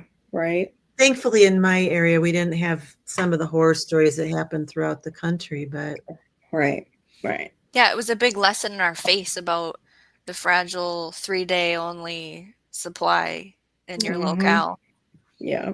make Exactly. sure you have some dry beans on hand and some rice and some, those Yes. kinds of things that would feed you for a few months if things went sideways. Yeah, Mobius. I'm definitely a believer in that too. And Yeah, Robert, sometimes, I was if gonna you've tell got a pantry, well-stocked pantry, okay, these are the things that have kept our ancestors alive in order to make us. It was all about survival and growing enough, having enough food to feed yourself and your animals, putting them away, pick up cutting enough something. wood to make it through the winter. it was just the normal way of life. Yeah, Yes. and now it's different, and Yeah. so people look at things differently. But it's in the fragile system that we have. Everybody wants to believe in the JIT, and what's really going on is a lot of people are just praying without even knowing it that everything will be normal and everything will be fine. So if people would get back to having the pantry and being stocked up a little at a time, so you're not out there swamping the system, have your go ahead and have a supply of toilet paper, and you can put panic on back order. The next week, I was going to tell you, Homestead Aquarius, I have to actually get up and have people out of the house earlier than normal in the morning because my oldest is going to it's a day camp, so he's going to be there from 8 to 4 and then I pick him up. But it's navigation, forestry, water filtration, shelter, and fire. And Cool. so excited to have him tell me how he likes it or not likes it, because this could go really bad. He could be like, Right. Mom, what did you sign me up for? But like, we got him a brand new backpack that's smaller for not necessarily hiking, but it's not going to have because he has a backpack in the van, because we all have backpacks packed, and then he's got his school backpack, and then now he'll have his whatever we're going to call this backpack. So we're going to pack it this weekend for the he doesn't have a knife yet. He's not old enough for that, but I am dreading getting up and driving in the morning, Carol, but I'm excited for the data of if he likes it or not. Yeah, if he likes it or not. That's really cool. That is very cool. That's kind of like Boy Scouts, but just not But it's Boy not Scouts. Boy Scouts, FYI. I just want to make that clear. It's not. Well, Boy Scouts ain't Boy Scouts anymore, so that's It's like great. what it used to be. Yeah. About this, to be honest, I was just reading what Mobius said. Oh, Mobius, I got a fire extinguisher for my van. And now my husband wants one. And I'm like, you told me I was weird when I bought one. I need to re-up mine. I need to either have the inspector check it out and re-up it, or I probably need to get a new one. There's a product, I haven't had to use it yet, but it's called Prepared Hero. Mm-hmm. One of these extinguishing blankets. I've seen that. Oh, yeah. And I bought those because I thought, I have the extinguishers, but they go bad. They do go bad. Yeah. When they make a mess, technically, like if we're talking about it. Right. I thought grabbing the blanket and whipping it out just sounded easier. Yeah, it's good for the grill fires that I hear about. That's when they're used the most. Right. And grease fires on the stove if you don't. Now, where do you keep it? Like, where is it right now? Do you keep it where you can get to it quick? Yeah. Up here it's in the kitchen, and in the Door County house, it's by the stove. The stove. Oh, okay. Very cool. Got a couple up there, though. Yeah. I don't know if this is a real thing, okay, but I saw something like last week. It's a fire extinguisher that a fire alarm that will shut off if you just say, I'm just cooking. What? You know, Oh, I wow. think it might have been a joke that somebody That's put out there, hilarious. but Yeah. it's like, hey, I'm just cooking. Sounds like a When joke you- for some people. Yeah, I but had to get the new ones when I had my inspection. I'm in a rental property, and so the Mhm. new ones go off every time my husband showers. Oh, The he has to open the window in the bathroom, and so it goes frustrating. off They're sensitive at least though. Hey, I know. super sensitive. It's making my kids immune to it though. Yeah, Like, oh, that's it's not going good. off again. And I'm like, we need to treat this like you need to go to the door at least. Can you at least go to the door and train Right. your body to not ignore it? Yeah. They say that kids do better with the ones that are voice commanded, where it like calls their name or it's like the My parent's second child would voice. wig out. I know. That's true. You're like, Oh what the hell? What is that? Oh, here, I wanted to show you in case you have to go, Robin. Here is the Discoria alata yam digging its own thing, and this is why I can't put more in the ground because I have little pieces parts. Let me see if I can find a small one that are called the bulbils that came off of it. I guess that's small. But yeah, here's one. I had one just go like 9 feet in the air and I had to trim it down, but just that small of a thing in the ground. Oh, here's even smaller. And I'll probably do a short on it so you can see what's up my tree right now. I didn't plant any this year, and I've got vines headed up my palm tree in the backyard. So I get why they made it invasive, but that's like what we were saying. Like, what are you making out of your garden? Like, that would be one thing that, people up north might not have. I wouldn't think. But invasive food is not a bad thing in my mind. But no, I don't think so either. Yeah, but I don't want to what get do in you call trouble either. those dang Russian blackberries or something? There's some kind of blackberry. It's European blackberry that's taking over Australia. Thanks, Mobius. Makes a lot of blackberries, but they get cut up out there. Oh, yeah, with the thorns. At least I don't have that issue. There's no thorns on this plant, thank God. But it's got the root in the ground, and then as the vines go up, they put out all these little bulbils, which are just like these smaller ones that will drop into the ground and start a whole new root. And they can get really big. They can get really big. But this is one that can get smaller. There's other ones that I think David Good pulled out one, and it was like this big that he pulled out alongside of his house. I want to ask Robin something. Oh, okay. Oh, you have to go? Okay. Yeah. What is the main thing that y'all grow up there at your place? What do y'all love to grow? I grow a lot of things. I guess my hero vegetable that it's always there through the whole season from start to finish is Swiss chard. And it's just really versatile to use. Yeah. So that's my hero vegetable.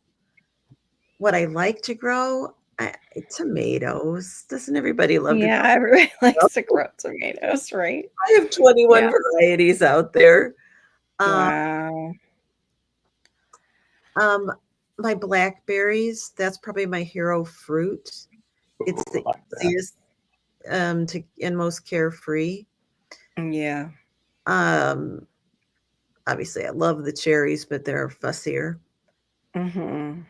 That's kind of a hard question. I agree. I know. Yeah, it's a very hard question. Do y'all have a food forest? Y'all have any fruit trees or anything growing? I do. I've got cherries and a mulberry tree, which is very young. The cherries, and then gooseberries and currant, and Nice. put in haskaps or honeyberries, strawberries. Ooh, and I put in those white ones this year, the little white alpine ones. Those are tasty little numbers. I see. You just did something here. Okay, you're not aware of it, but you've just made me And this thing over here, God, I'm old. Shawnee, can't think of her name. Dang. You just made both of us happy at the same time because you're growing cherries and mulberries. Yep.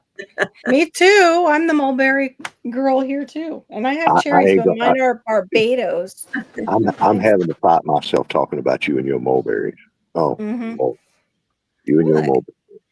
Girl, I love my mulberries. I know you love your mulberries, but they're What? You need to be have growing. two different. I want more. You need to be okay. I'm gonna get me preaching. Don't preach. Well, let me just gently encourage people to grow native red mulberry trees, not these exotic things out there, so that we can, bring back our native species that are getting hybridized out all the time. Okay, I'm done. Okay. Robin, have you pickled the Swiss chard? Oh, sorry. What? I bought the dwarf mulberry, just everbearing, where I was putting it. Yeah. A lot of people don't like the red one because it plants itself everywhere. So I don't know if it's really dying out. They call that one a pest, Robert. No, they call it native. No, they call it a pest. I've bragged on mulberries and people are like, oh, well, they're like invasive up here and I don't really like them. Well, the people are dumb. Free food. Okay? No, they're dumb. Name.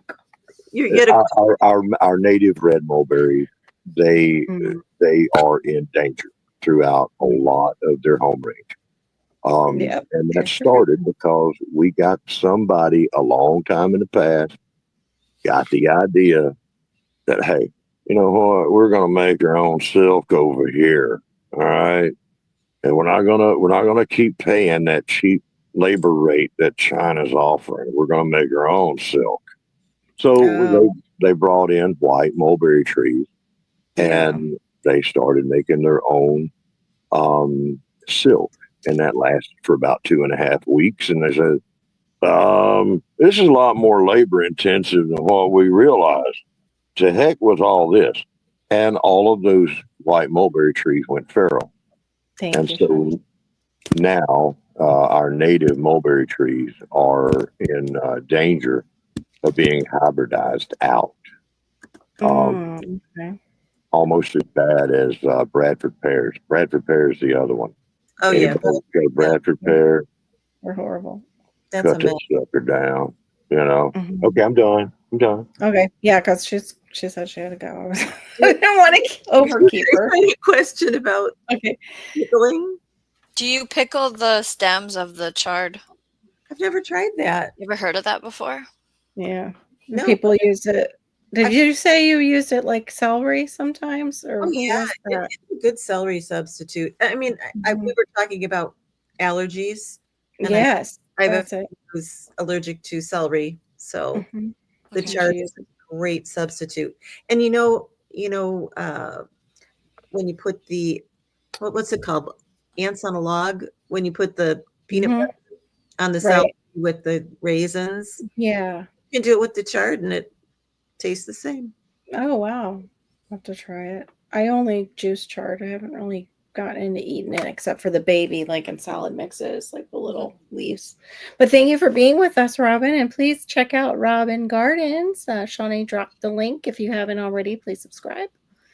Thank you. Yeah, it was wonderful to have you. Thank you for coming up. We'll chat again. Good night, Robin. Okay, sounds good. Bye. Bye. Oh my goodness. We're going on almost 3.5 hours. And I know you've got to get up early. It's down the bottom and it's the arrow that goes through a box. There you go. She got it. I'm going to have to check her out. I saw it. It's like, where is it? Yeah. Homestead Aquarius. She'll show her garden and then she shows that garden project in Wisconsin too. So yeah. It's like, talk about making me feel like lazy bones Jones. Goodness. Got 2 going. But she doesn't have a Malachi or a Hannah. I could show you that off-site container garden and you'll feel a lot better. That's all I'm going to say publicly. Okay. Is it yours? Oh. It's But not you mine. have all those beautiful gardens at the offsite garden too, like, Well, you this know. isn't. No, this is somebody else's channel, and I don't want to say the name on live. Oh, okay, If okay. you want to feel better about your gardening, I could send you that video. Oh, okay. Yeah, go ahead. I want to feel better about my gardening because now I have a very good collection. That's what I've been doing is collecting. Now it's a matter of getting it set up and in the ground. And it was good because David did that whole thing on mulch and kind of described how I was thinking of putting it through the paper, kind of just like how you would use the plastic landscape fabric, but I'm using paper. So sinking the trees in that way, mulching over everything. Of course, not up to the trunk, but yeah, it's just a matter of which tree where now. That's the big freezing up I'm having because of the size. I want to keep them dwarf size, most of them, so you can pick the fruit easier. Um, and also, so, I can get at the critters easier. Pew, pew, if they're in my trees eating my fruit. You're third again. Who's got the number one crown? Because I'm not on that side. Let me see.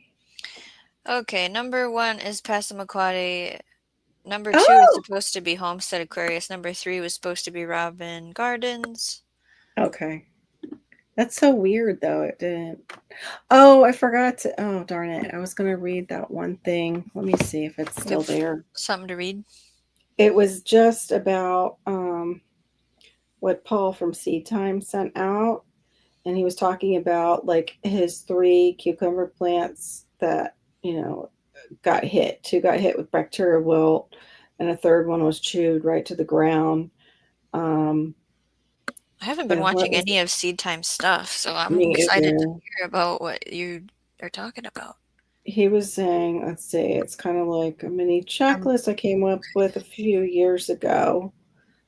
He said, every time I face a pest, because this ties into Maureen, what she's been talking about too. I guess we all have been about the pest attacks.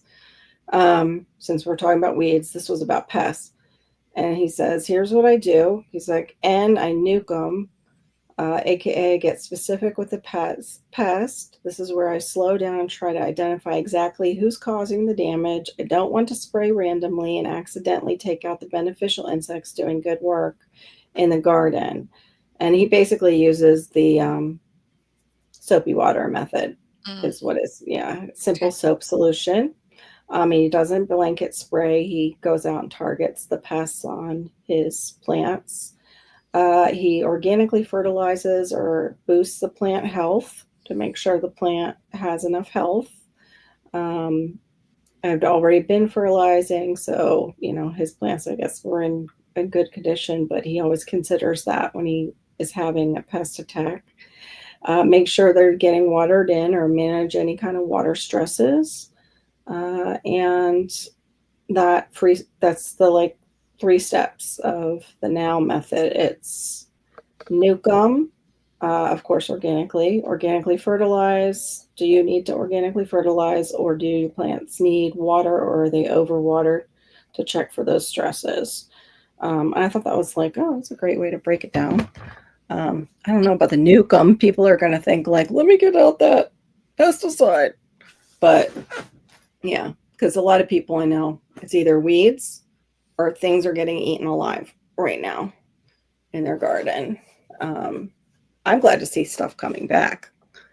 And because I don't spray much, I've got spiders helping me and little baby lizards and, all the beneficials that are probably helping me too. Because I couldn't believe that those jalapenos, put them aside because I was like, Yeah, right?